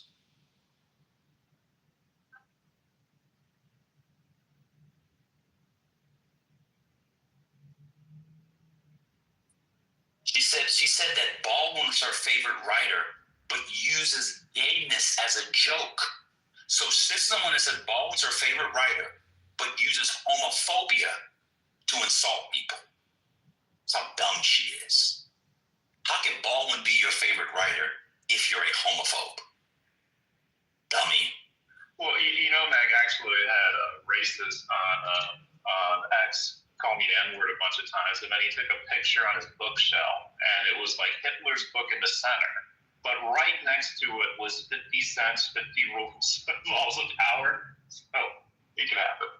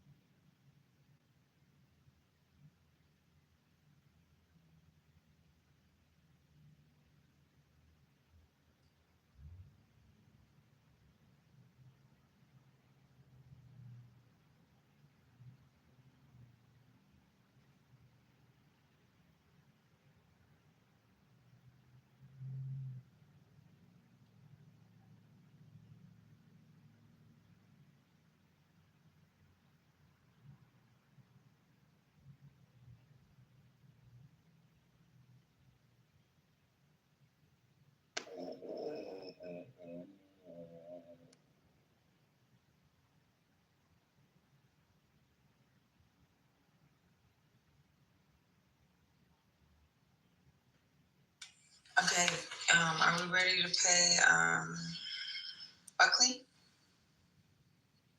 Okay. Let me go to Buckley.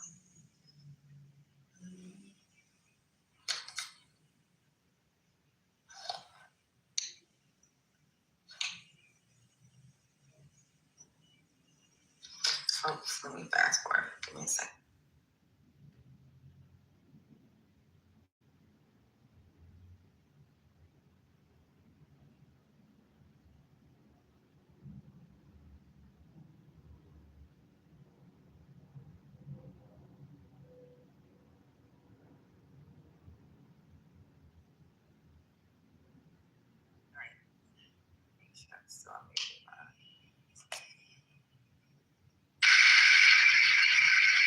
Now we have Mr. William Buckley, who will need all his skill to establish a sentence here of his audience, which is clearly so deeply black. You must probably have understand all personal experience the proceedings we have.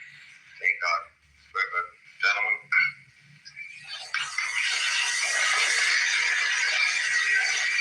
It seems to me that of all the indictments Mr. Baldwin has made of America,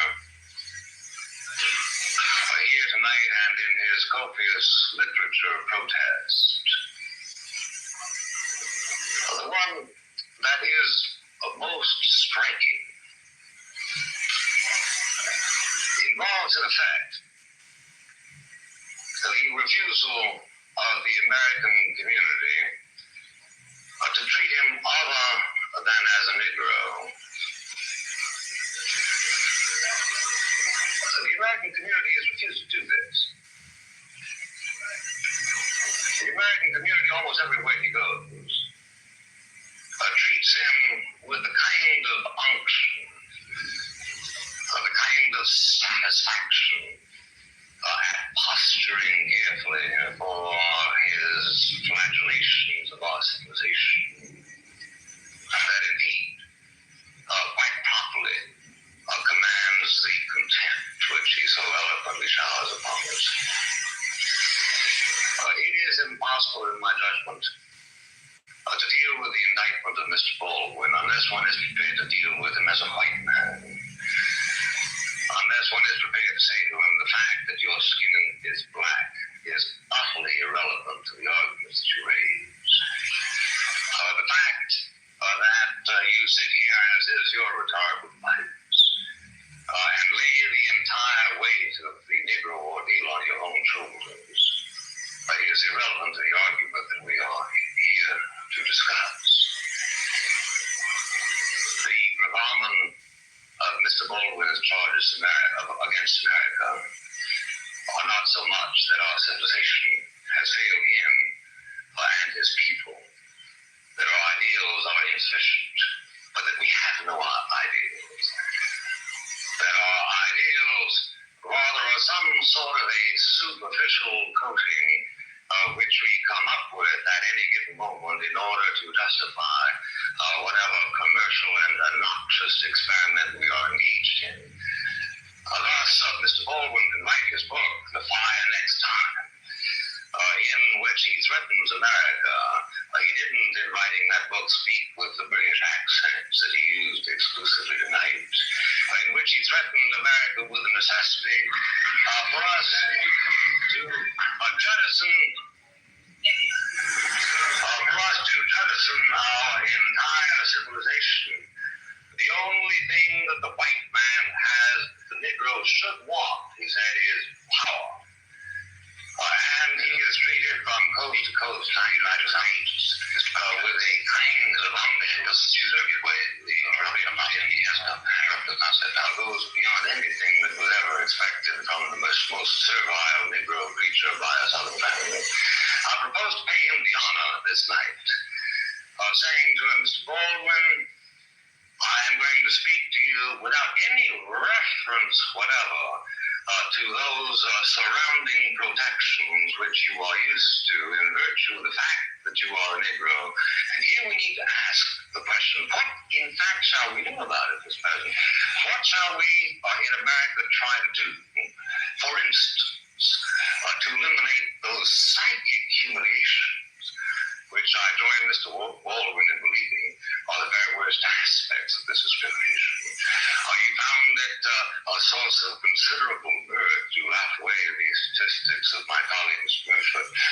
don't think they are insignificant.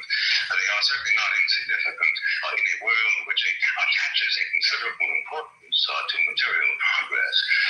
It is, in fact, the case that 7/10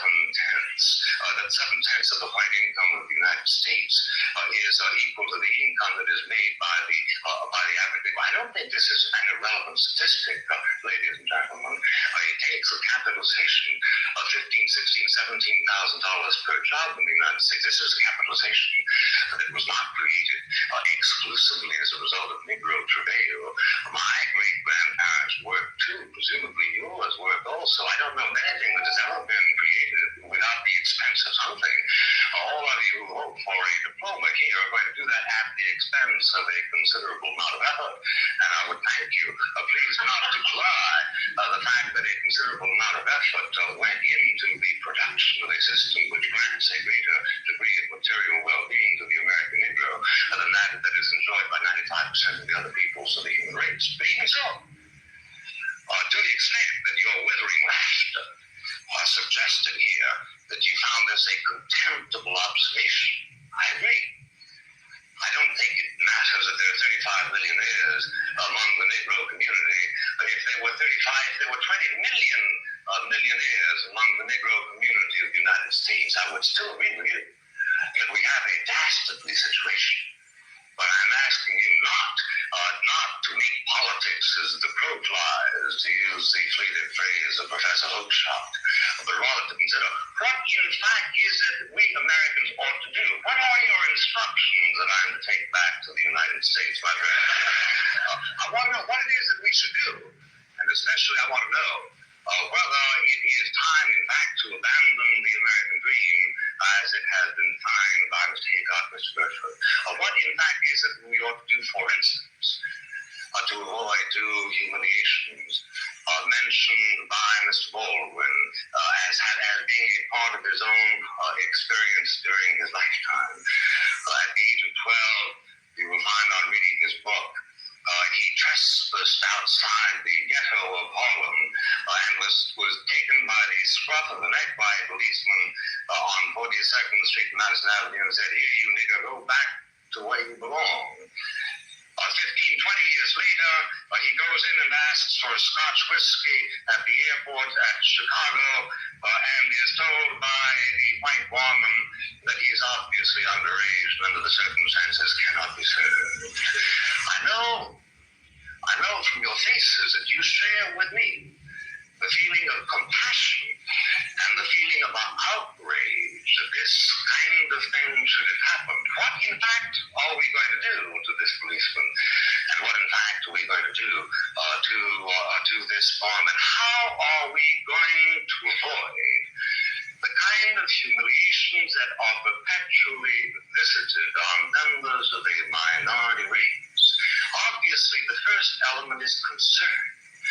We've got to care that it happens.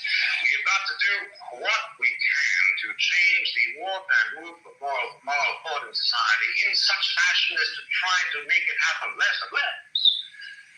Let me urge this point to you, which I can do with authority, my friends, the only thing that I can tonight, and that is to tell you that in the United States, there is a concern for the Negro problem. Now, if you get up to me and say,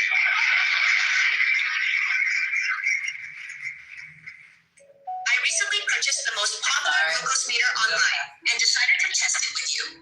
If you get up to me and say, well, now, here's a concern that we students of Cambridge, which if the far home, all I can say is I don't know. It may very well be that in some sort of a sunburst of moral enlightenment that has hit this community, so as to make it predictable that if you were the governors of the United States, the situation would change overnight. I'm prepared to grant this as a form of courtesy, Mr. President. But meanwhile, I'm saying to you that the engines of concern in the United States are working. The presence of Mr. Baldwin here tonight is in part a reflection of that concern. You cannot go to a university in the United States, a university in the United States presumably also governed by the Lord spiritual as you are, in which Baldwin is not the toast of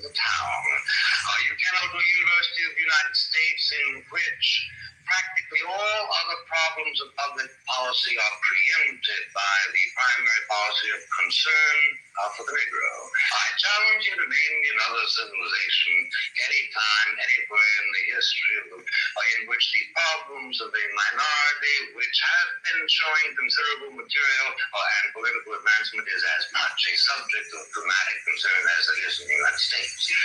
Let me just say finally, ladies and gentlemen, this. There is no instant cure for the race problem in America.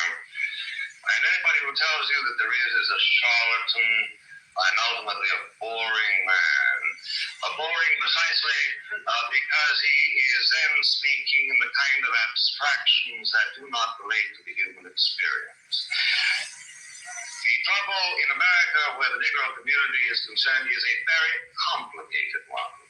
I urge those of you who have an actual rather than a purely ideologized interest in the problem to read the book Beyond the Melting Pot by Professor Glaser, also co-author of The Lonely Crowd, a prominent Jewish intellectual, who points to the fact that the situation in America where the Negroes are concerned is extremely complex as a result of an unfortunate conjunction of two factors. One is the dreadful efforts to perpetuate discrimination by many individual American citizens as a result of the lack of that final and ultimate concern which some people are truly trying to agitate the other. Is as a result of the failure of the Negro community itself to make certain exertions which were made by other minority groups during the American experience. If you can stand a statistic not of my own making, let me give you one which Professor Glaser considers as relevant. He says, for instance, in 1900, there were 3,500 Negro doctors in America. In 1960, there were 3,900, an increase in 400. Is this because there were no opportunities, as has been suggested by Mr. Haycock and also by Mr. Baldwin implicitly? No, says Professor Glaser. There are a great many medical schools who are by no means practice discrimination, who are anxious to receive and to train Negro doctors. There are scholarships available to put them through, but in fact that particular energy, which he remarks was so noticeable in the Jewish community and to a certain and lesser extent in the Italian-Irish community, for some reason is not there. We should focus on the necessity to animate this particular energy, but he comes to the conclusion, which strikes me as plausible, that the people who can best do it, who can do it most effectively, are Negroes themselves. Let me conclude by reminding you, ladies and gentlemen, that where the Negro is concerned, the danger, as far as I can see at this moment, is that they will seek to reach out for some sort of radical solutions on the basis of which the true problem is obscured. They have done a great deal to focus on the fact of white discrimination against Negroes. They have done a great deal to agitate a moral concern, but where, in fact, do they go now? They seem to be slipping, if you read carefully, for instance, the words of Mr. Bayard Rustin, towards some sort of a Procrustean formulation which ends up less urging the advancement of the Negro than the regression of the white people. 14 times as many people in New York City born of Negroes are illegitimate as of whites. This is a problem. How shall we address it? By seeking out laws that encourage illegitimacy in white people? This, unfortunately, tends to be the rhetorical momentum that some of their arguments are taking. One thing you might do, Mr. Buckley, is let them vote Mississippi.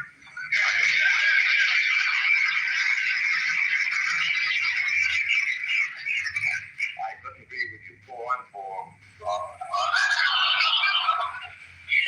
Except, lest I appear too ingratiating, which is hardly my objective here tonight, I think actually what is wrong in Mississippi, sir, is not that not enough Negroes are voting, but that too many white people are voting.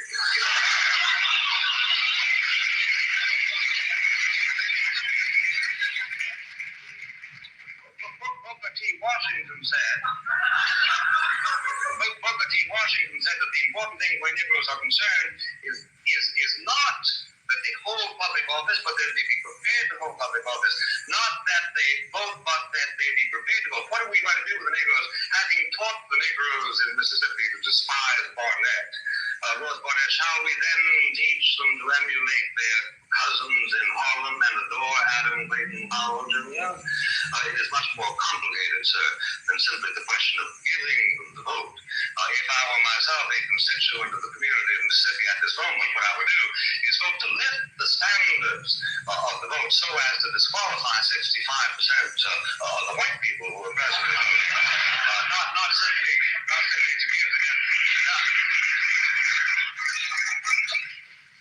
I say then that what we need is a considerable amount of practice that acknowledges that there are two sets of difficulties. The difficulties of the white person who acts as white people and brown people and black people do all over the world to protect their own vested interests, who have, as all of the races in the entire world have, and suffer from a kind of a racial narcissism which tends always to convert every contingency into such a way as to maximize their own power. That, yes, we must do. But we must also reach through to the Negro people and tell them that their best chances are in a mobile society. And the most mobile society in the world today, my friends, is the United States of America. The most mobile society in the United States, in the world, is the United States of America, and it is precisely that mobility which will give opportunities to the Negroes which they must be encouraged to take.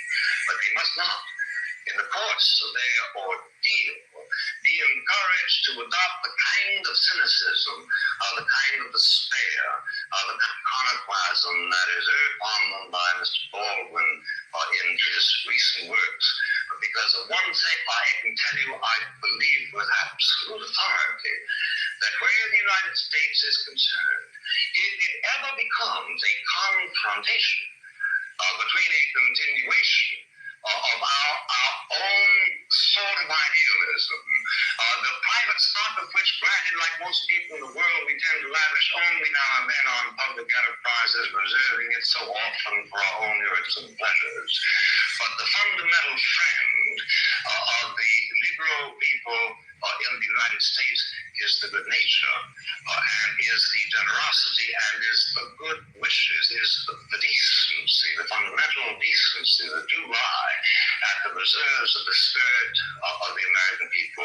These must not be laughed at, and under no circumstances must they be laughed at, and under no circumstances must America be addressed and told that the only alternative to the status quo is to overthrow that civilization which we consider to be the faith of our fathers, the faith indeed of your fathers. This is what must animate whatever meliorism must come, because if it does finally come to a confrontation, a radical confrontation between giving up what we understand to be the best features of the American way of life, which at that level is indistinguishable, so far as I can see, from the European way of life, then we will fight the issue.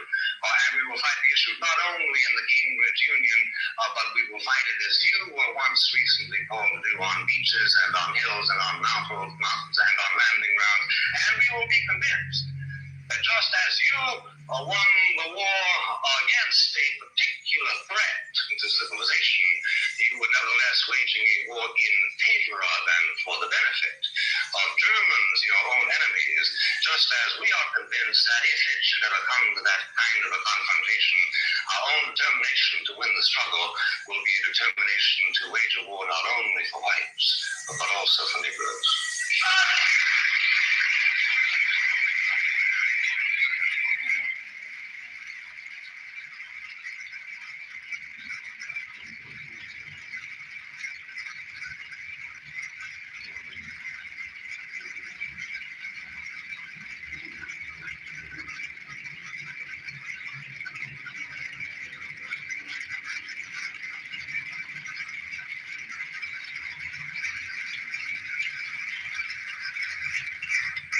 Tell us, take that basis, please.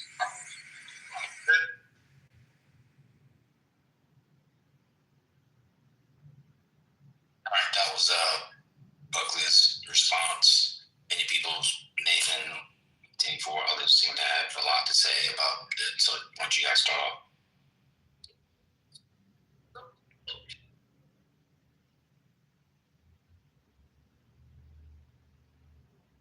Mr. Anybody want to come up and speak to it, or just gonna sit in silence and do the chat? What's going on?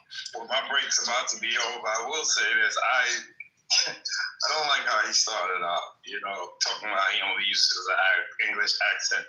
James Baldwin did not put on an English accent. The man spoke eloquently, and so he had to resort to a cheap jab at the top of his rebuttal. Devon, you're joking, right? Devon, you're joking. You're telling me that Baldwin put on an English? I didn't hear Baldwin's part. I came in for this part. You think that's how you thought that was James Baldwin? And the Negro, when he sees that walking down the street and a little boy in Harlem in a bus ride at the barbershop. Or when I was in St. Paul, the well, no, it's a fake British, it's the transatlantic, mid-Atlantic. It's the same fake accent that Buckley was putting on. Buckley put it on too. You honestly think that's how a boy who was born and raised in Harlem in the 1920s and 30s of the Great Depression, who comes out of the Pentecostal church, really, I said I was finishing another country, and I decided to go from St. Paul to Baldwin. But you've heard Baldwin before. You think that's how Baldwin really talked? Whenever he spoke, I don't know of a transatlantic accent. I don't know. I just thought you're from New York. You're from New York. What New Yorker, old or young, have you ever heard talk like James Baldwin? Never. Never. But he actually was less talking about the sound. He was talking less about the sound of the voice. He was actually talking more about. Remember, Buckley talked about He talked more about the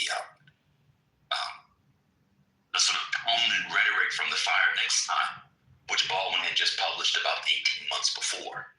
And it was incredibly militant, especially that second part of Fire Next Time when he's talking about his meetings with the Honorable Elijah Muhammad. Remember, in that he goes and meets them in Chicago and stuff and talks about the Black Muslims. And it was very militant. And part of what Buckley was getting at was, depending on Baldwin's audience, he would change the tone and tenor of how he spoke about the race problem. That's what he was getting at. Because if you read the Baldwin of 1963, The Fire Next Time, and the Baldwin you hear here, it's a lot different. But yeah, Baldwin performed. I mean, Baldwin was one of the great performers of American life. He changed his accent, changed how he sat. Yeah, Baldwin was putting on all kinds of... I know Negro from New York and Harlem, born in 1924. And as I was finishing Giovanni's Room, I was talking to Gore Vidal, of course. Truman Capote came over, and you had a very contentious relationship because his literary noir. That's not how Black people talk.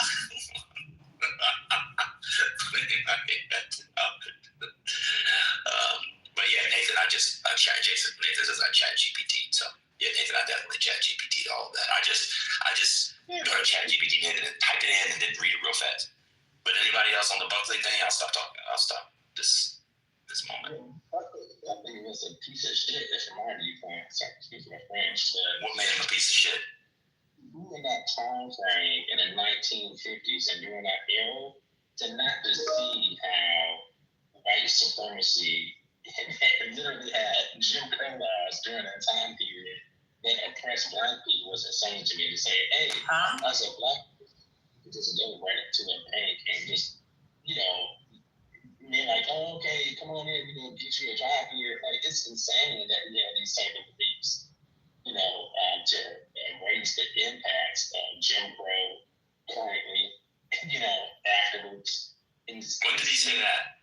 Or having a hard time here. You're a little muffled. You're a little muffled. Can you? Yeah, so he didn't really. I was just looking up the history about Buckley and things like that. Things he said, maybe not in that debate, but what he believed was the despicable things. And he actually benefited from it, from Southern white donors and things like that. Like, he financially benefited from being against the movement.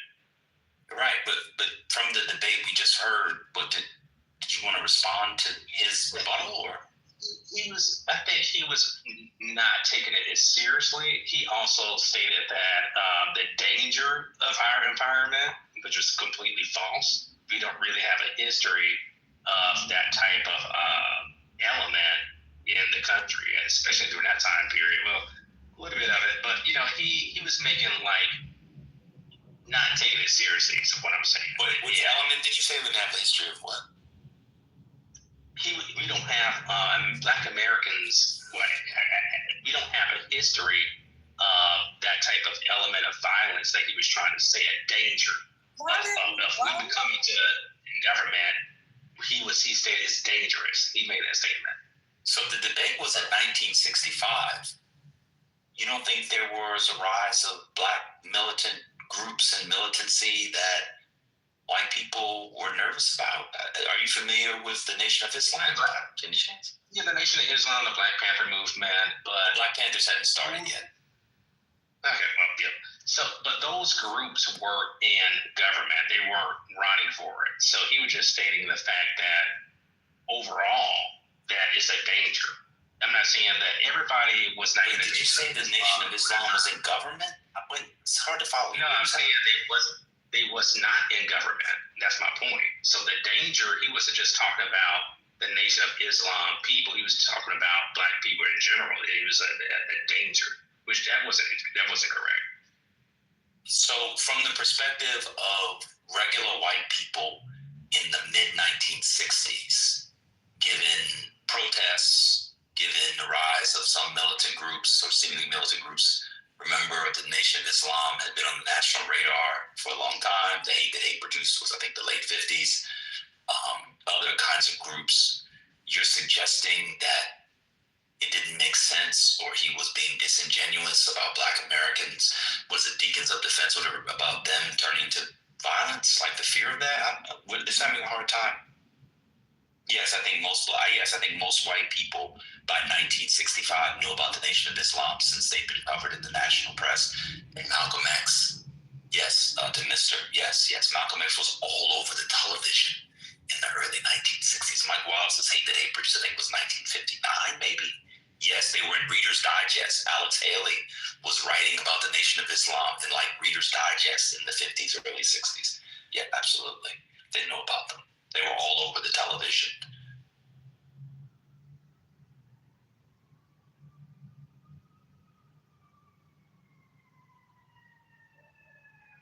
Okay. Do you agree with the statement? Well, no, I don't agree. It's not a matter of I agree. I understand why he would say it rhetorically. Like, it makes total sense to maybe even overinflate, but to talk about how these Negroes are becoming disobedient. I mean, from their perspective, the sit-ins are violent. So the kinds of things that King would describe as nonviolent disobedience, civil disobedience, from their perspective, they see as violent because it disrupts commerce, it disrupts sort of the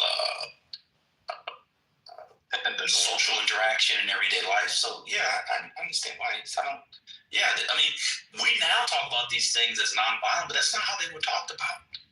And in fact, there's a new book, doing it again, I just said I wouldn't do it, but there's a new history of the civil rights movement and its relationship to police violence in particular, and how Black people fought against police violence. And the whole premise of the book was, I haven't read it yet, but I heard a long interview with this historian, two of them actually, where he talked about, think about like Black Lives Matter movement as a major movement on police brutality, but he actually shows that various, for instance, armed and unarmed, political and civil forms of resistance against police brutality was one of the organizing strains or principles of the civil rights. So yeah, I could totally see how they would.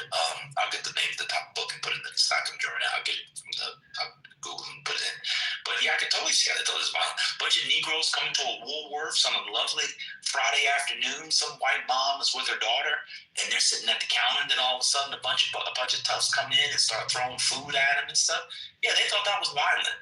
We talk about it now as nonviolence because that's how King and Moses and Farmer and all of them conceptualized it. But from the white perspective, they definitely thought it was violent. I'll get the name of the book.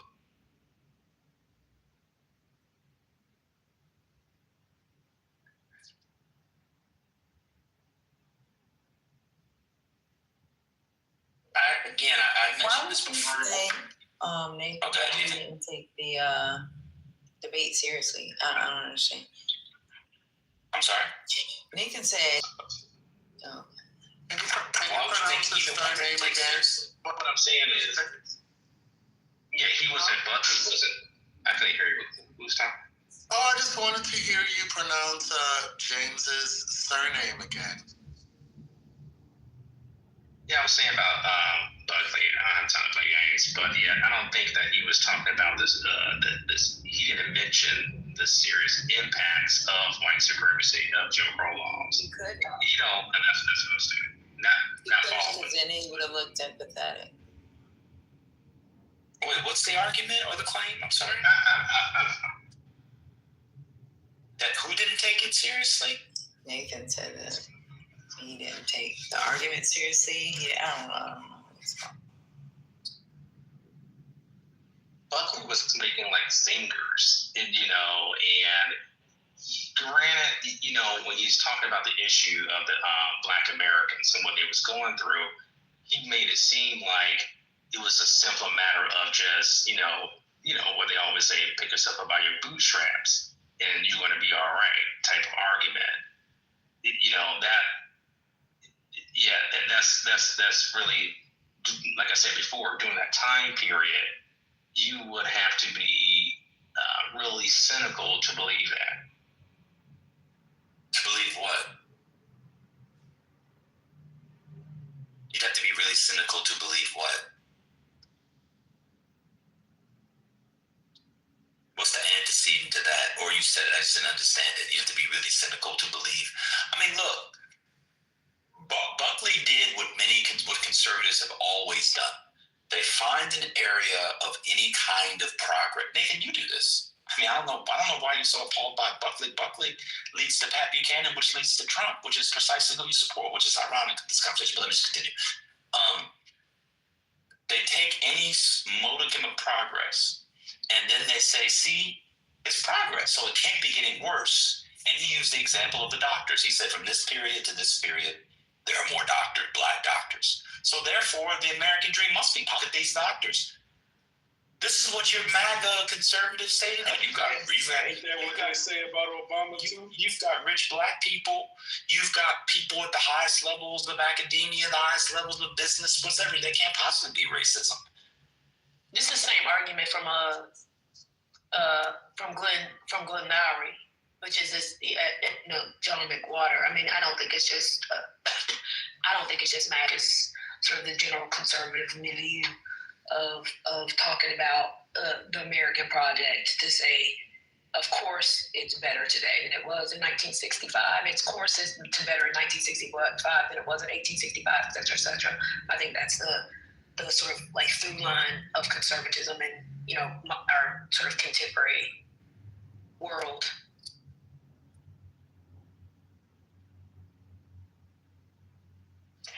Did anybody talk about Marion protests and the fact that Brother Malcolm is murdered, I think 4 days later?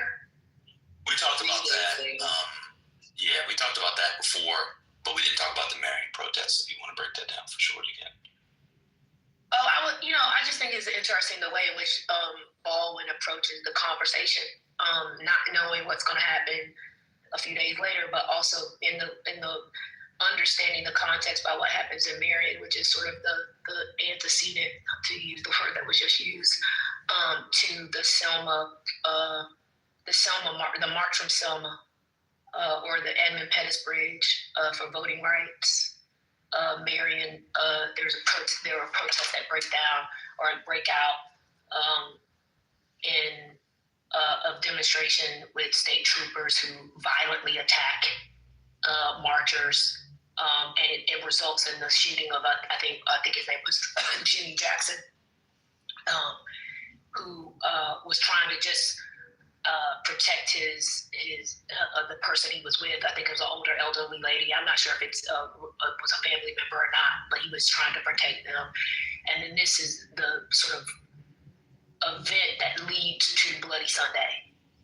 And we all know about Bloody Sunday because of the living witness of John Lewis. But this happens, I think around the same time as the debate that's happening. So I don't know if it's the same day or I can't remember. I don't know what the date. I haven't looked up the date of the debate, but I think it was somewhere around February 15th or 17th. The same day, Mom. Okay, yeah. So obviously, all of these things are happening around, and so the fact that Baldwin may not know, because obviously there's a 6-hour time difference between what's going on in Mississippi and Alabama. I don't even know why I brought up Mississippi, but in Alabama, but he doesn't know. And so the fact that he structured the debate the way in which he structures it, I think is interesting and maybe even prophetic. And I would say that in many ways, the work of Baldwin is one of prophecy, even though he does not, he moves away and rejects the religiosity in which he was brought up in. He ends up embracing it in his very work. The work that he does, the writing that he does, maybe even beginning with Fire Next Time, even though I think Go Tell Him on the Mountain is also one in which it is a prophecy. But he prophesizes in this debate and identifying the dehumanization is at the heart of what's happening in the civil rights movement, the sicking of the dogs, et cetera, all those things. He's calling it out, but in the same way, in the same vein, he's also has this call for consciousness that I think Buckley just ignores. He ignores it because it doesn't fit the narrative of conservatism at that time, or it's not even conservatism. To be fair, it's just whiteness. The role of the sort of the dominant class at the time simply wants to turn, the majority, right? They simply want to turn a blind eye to what's happening to Black people in the South in particular.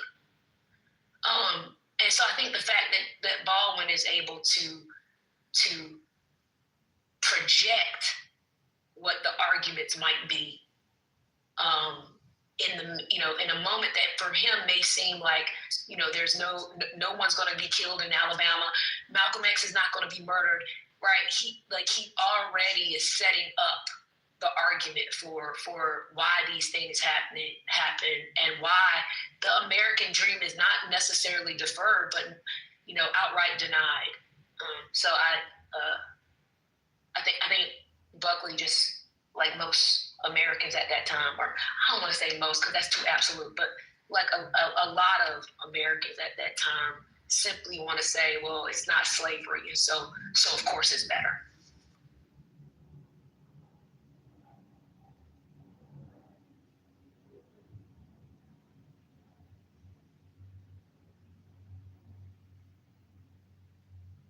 One of the things that Buckley was, hold on one second. Hold on one second.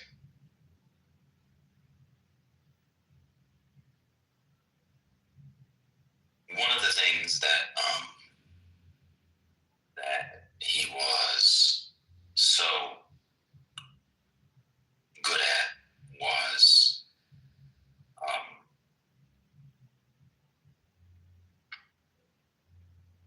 and Baldwin too, actually both of them. You kind of know them for this. Debate, but they really understood and embraced the importance of discourse. And one way in which Buckley wins, because even though Baldwin won the debate either by our estimation or by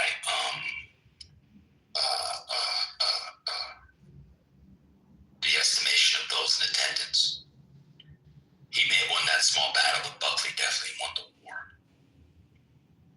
And that's because he built institutions. And I think one of the lessons that the Baldwinians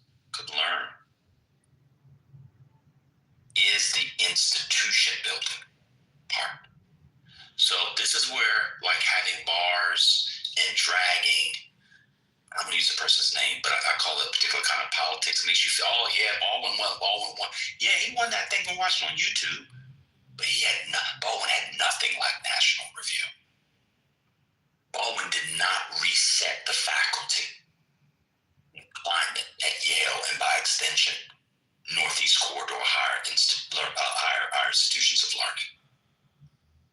He did not have firing line where he was able to moderate, equivocate, and undercut progressive thought who came through there at all times. That's one of the great things to learn from that side. Just dragging people. And I think part of it's going to sound a little harsh, and I'll be here. Part of Baldwin's appeal to a lot of people today is he models a kind of discursive drag, no pun intended, without any institutional or formal political construction or formation as part of it. So people love Baldwin, young people love him online because you can do your Baldwin thing and then not go to your local town council and not have mutual relief or whatever the leftists want to do. Buckley did all that. Don Birch Society, National Review, stuff with cold water, got part of the party, had a TV show, had a radio show, most important conservative magazine in the history of the country.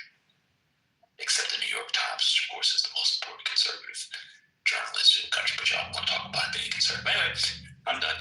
But his family had influence. Didn't he come from like some family, some oil family, some type of shit? I mean, ish. But Baldwin was the toast of the town. Yeah, but everybody loved him. Poverty. He came from freaking Harlem. What is it? That was Yeah, but that doesn't mean he couldn't have started a journal. I think Baldwin was dealing with too many mental. I'm gonna be fair. To be fair, I think Baldwin, over the long of his life, was struggling to just exist. Like his livelihood was always in jeopardy. It was always contingent. He never quite fit. Right? He didn't quite fit because he was too queer to be in the civil rights movement. He didn't quite fit because he wasn't a communist, so he didn't have sort of the socialist sort of backing, right? But also he struggled from a mental perspective. I don't even know he struggled to exist. Like his very existence was a barrier, and so I hear you saying that there were no institutions and we didn't have sort of control, like he didn't use Black media, right, in the way in which maybe somebody else would have used Black media, or he didn't have the crisis, for example, as an organ to sort of distribute to the masses. But I think I agree with that, and I actually think today's, it's not apples to apples, but I do think there is some sort of similarity to what's happening today. Like we conservatives are consistently building things long term, not necessarily on the short term. Like they're not just looking at this one election; they're looking at the next 20, right? And so they have sort of the institutions that continue to perpetuate the ideas, even when people are not focused on the idea. Get that? Totally 100% aligned. I think for Baldwin, though, he's frail. And when I say he's frail, he is constantly, his writing represents the constant dithering back and forth in his own identity. The structure by which he is writing does not necessarily seem to be sturdy enough for him to sort of think futuristically. And so I think for Baldwin, he's different from these other writers in the sense that he's just struggling. I mean, Fire Next Time becomes popular, but that money runs out relatively soon. So his writing is based on him, the journalism that he does, the opinion pieces that he's writing as an essayist is done because he needs to eat. And so he can't even think about building something that's like long-term, that provides a structure for Black voices moving forward, because he can barely exist. And so I think maybe, the argument maybe that the whole of the movement could do that, but I don't think Baldwin was in a position to do that, particularly as he's dealing sort of with his own sort of internal struggles as a Black queer man.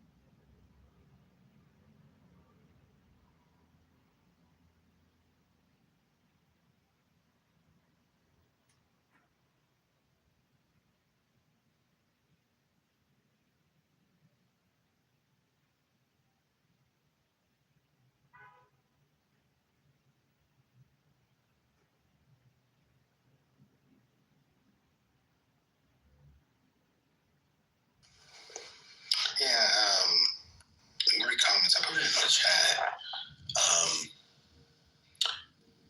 I think the left during the time was, as I put it, on a publishing rampage. And, to Maggie's point, we don't know the kind of outreach that right-wing publications have. But goodness, American Morocco was a publishing house in and of himself. Third World Press, Hakeem Booty. Like a lot of stuff was happening in the left when it came to publications. It was very clear that, not even just publications, but schools. The New School of Afro-American Thought in Washington, D.C., started by Gadsden Neal and Kenny Friedman, situating itself in opposition to Howard University, the folks who were coming through there, Liberation Square. And this was happening all over the nation, whether you're talking about a place like New Orleans, obviously New York City, Washington, D.C., Chicago. The left was, the West Coast, I'm not even adding them to it. A lot of stuff was happening on the left when it came to elevating the consciousness of folks through publications, through plays that were happening in random parts of the street. Repertory theories that people could get access to, all these things were developing. And as Jim Smethurst talks about in the Black Arts Movement, Literary Nationalism, a lot of the public and art institutions that come after, for example, the Black Arts Movement, owe their existence to the Black Arts Movement. Some people may think he's overstating it, but I do think there's a point there.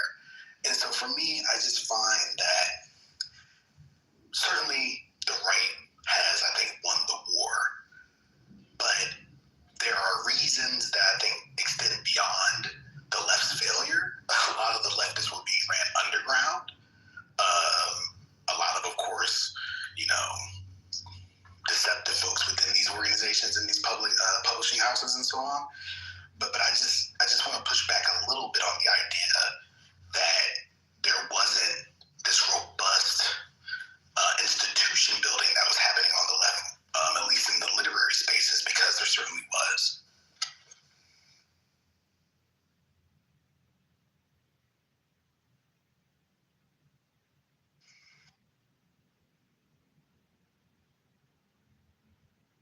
Hey, Black Freedom, are you there? I have a question for you.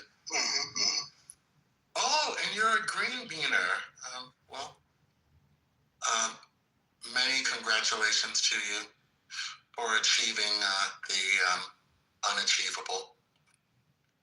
How about institution building in the legal space? Do you think that there was robust institution building in the legal space on the left?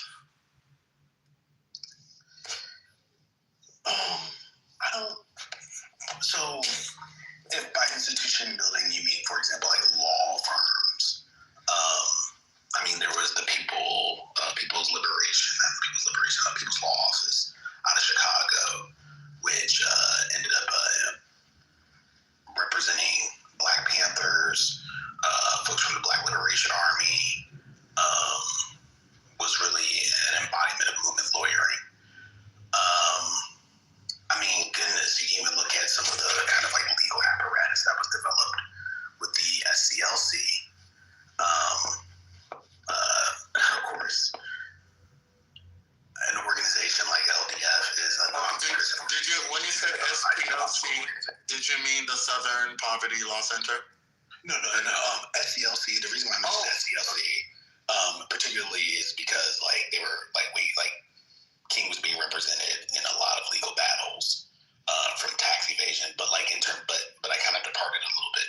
But yeah, I don't know when the Southern Poverty Law Center was formed, but the ACLU, which is kind of like a little bit all over the place during the time, with Skokie, for example, but LDF, which is a nonpartisan, non-ideological organization.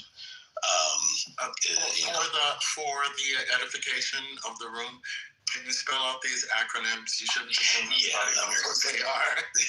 American Civil Liberties Union, NAACP Legal Defense and Education Fund, among others. So for me, I mean, I think that there are certain institutions. I don't know if many of them would position themselves as kind of leftist organizations, but they are representing individuals who are more progressive. So in the wake of attacks on Black folks and other folks, other marginalized folks, you do see these organizations developing to not only represent them, but to develop what we now know as civil rights litigation.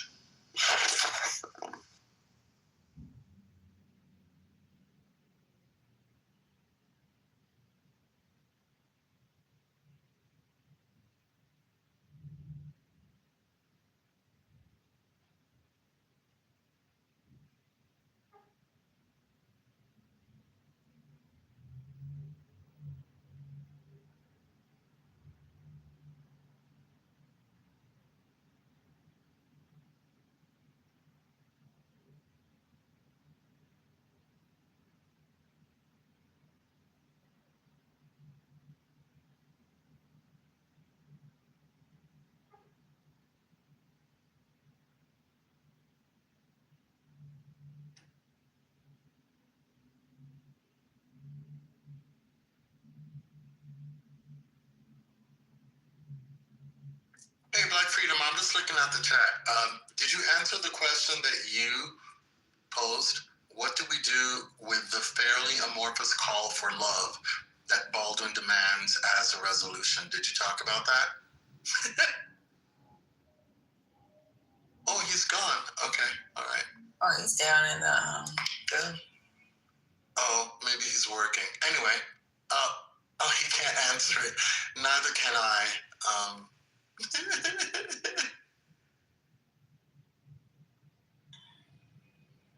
Well, I think that was a kid. Or my dog. He's sneezing. I think that was a decent topic today. Any other comments, y'all? Or maybe we move on and start talking about what's going on in the news. Hey Katie, how you doing? Keep hearing Mississippi coming up in conversations. I'm used to talking about Mississippi with my fellow Mississippians, but one of these days I'll take a time out to kind of like break some of the things down about Mississippi. The people don't know that people from Mississippi as well around the world is kind of like uncomfortable with me because of my mental illness. But one of these days I'm going to have a good conversation about the state of Mississippi and my fellow Mississippians.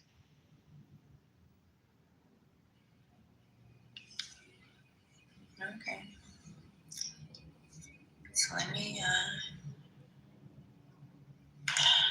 look up some news articles and then we can get back to our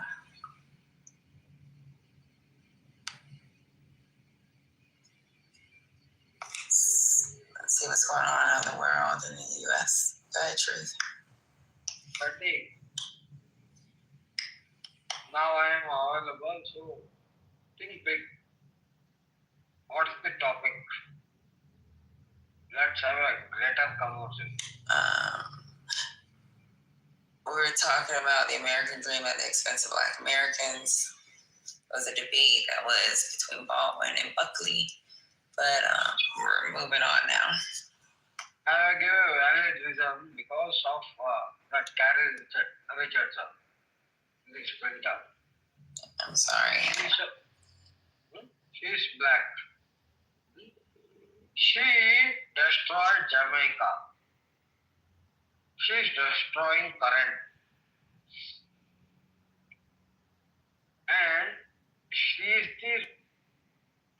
Sorry, I didn't know what you were saying. I interrupted you. Put it in the chat.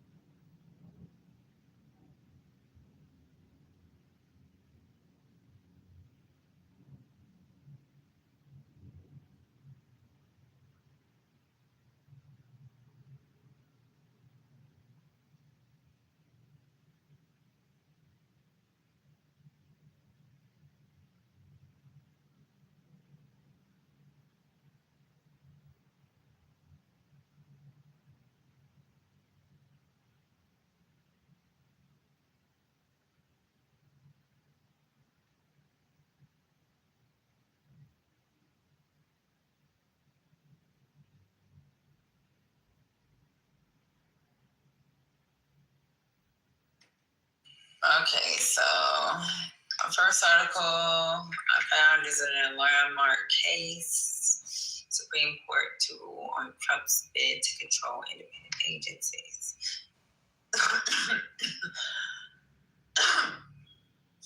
For more than 100 years, independent government agencies have regulated American monetary policy, stock trades, transportation systems, and election campaigns, consumer product safety, and broadcast license for all free from direct political interference and supervision by the White House. A major case before the Supreme Court on Monday could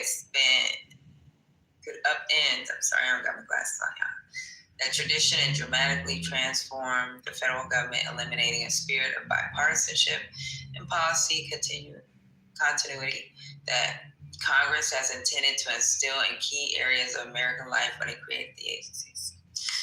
I got a 3-minute clip. Let me go on mute real quick so I can go ahead and play this.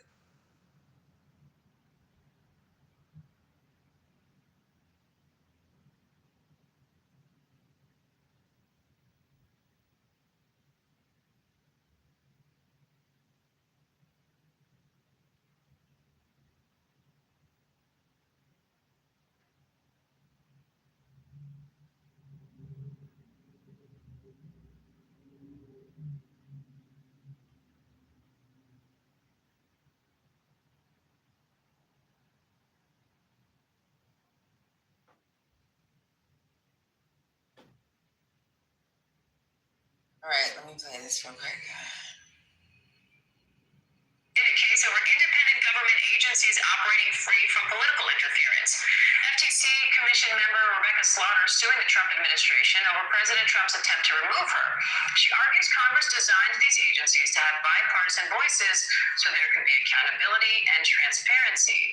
President Trump argues the president must have full control over the leadership of agencies that set policies and enforce regulations.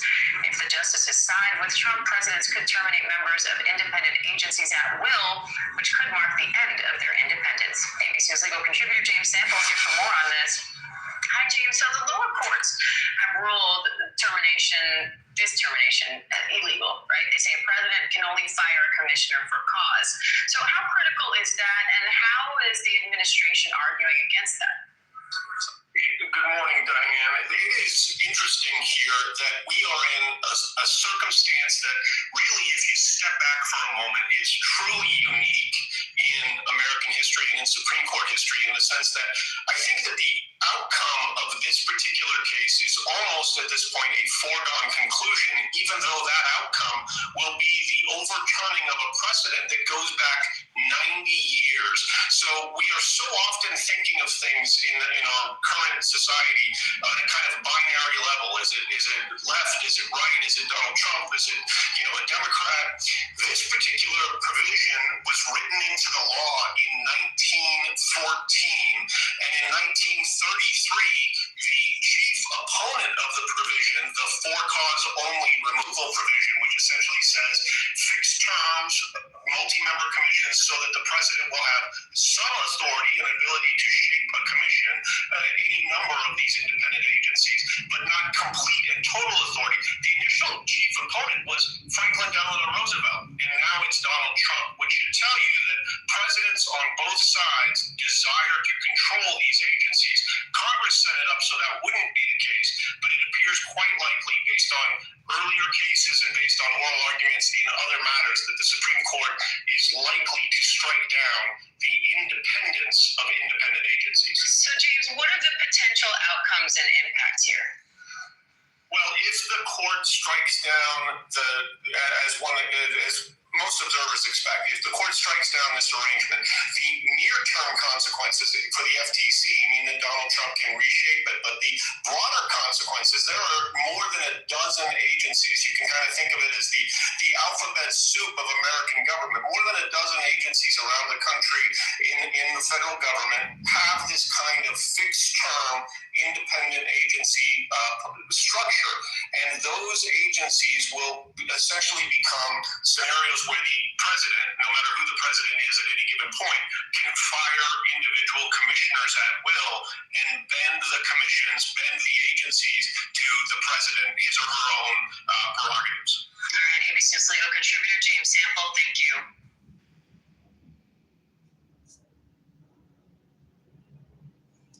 People said I didn't look like your average football player. You had more of an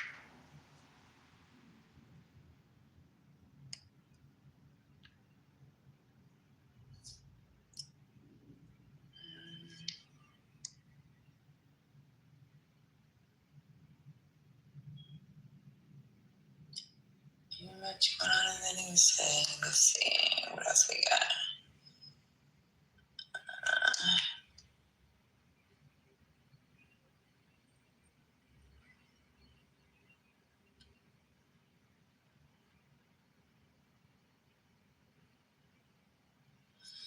We got Paramount. We talked about this already.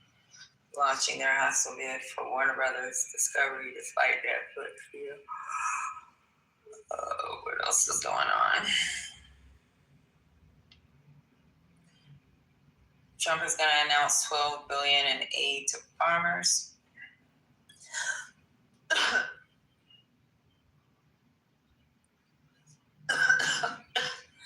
So announcement comes after China recently started buying U.S. soybeans again after a tense trade war.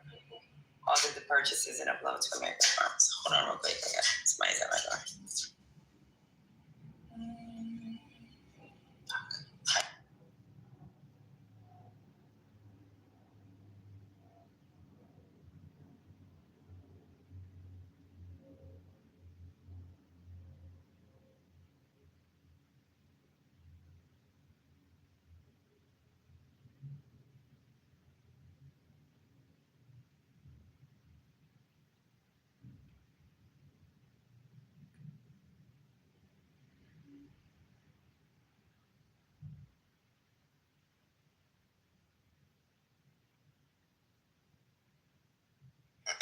I'm sorry, y'all. I'm gonna have to come back to the room, maybe 30 minutes. The solar people are out here for my house, and there's only 2 of us. And I think Form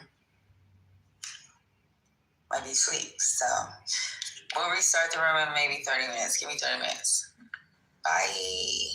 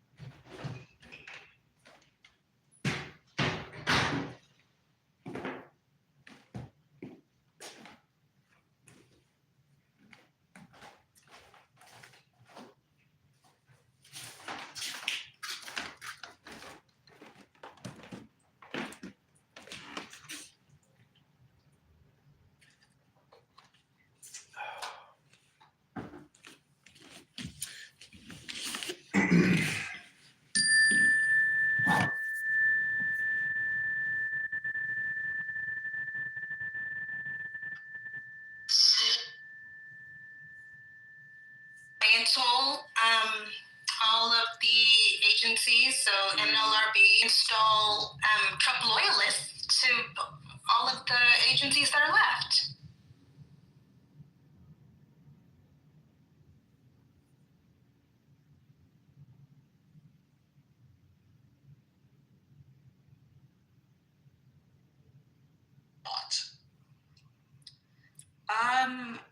I guess like for people who own firearms to, I don't know, be like there and act as an independent agency that can make them subject to presidential, be able to operate in the executive things.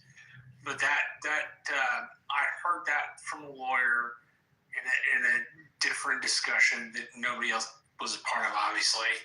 But I figured I'd add that to it just so there was some extra information. So just to clarify, so even in these agencies that are defined statutorily, right, like in law, you know, the executive should be able to bypass the law? No, man, I understood agency. So, for example, we would not want the EPA to be an executive agency, but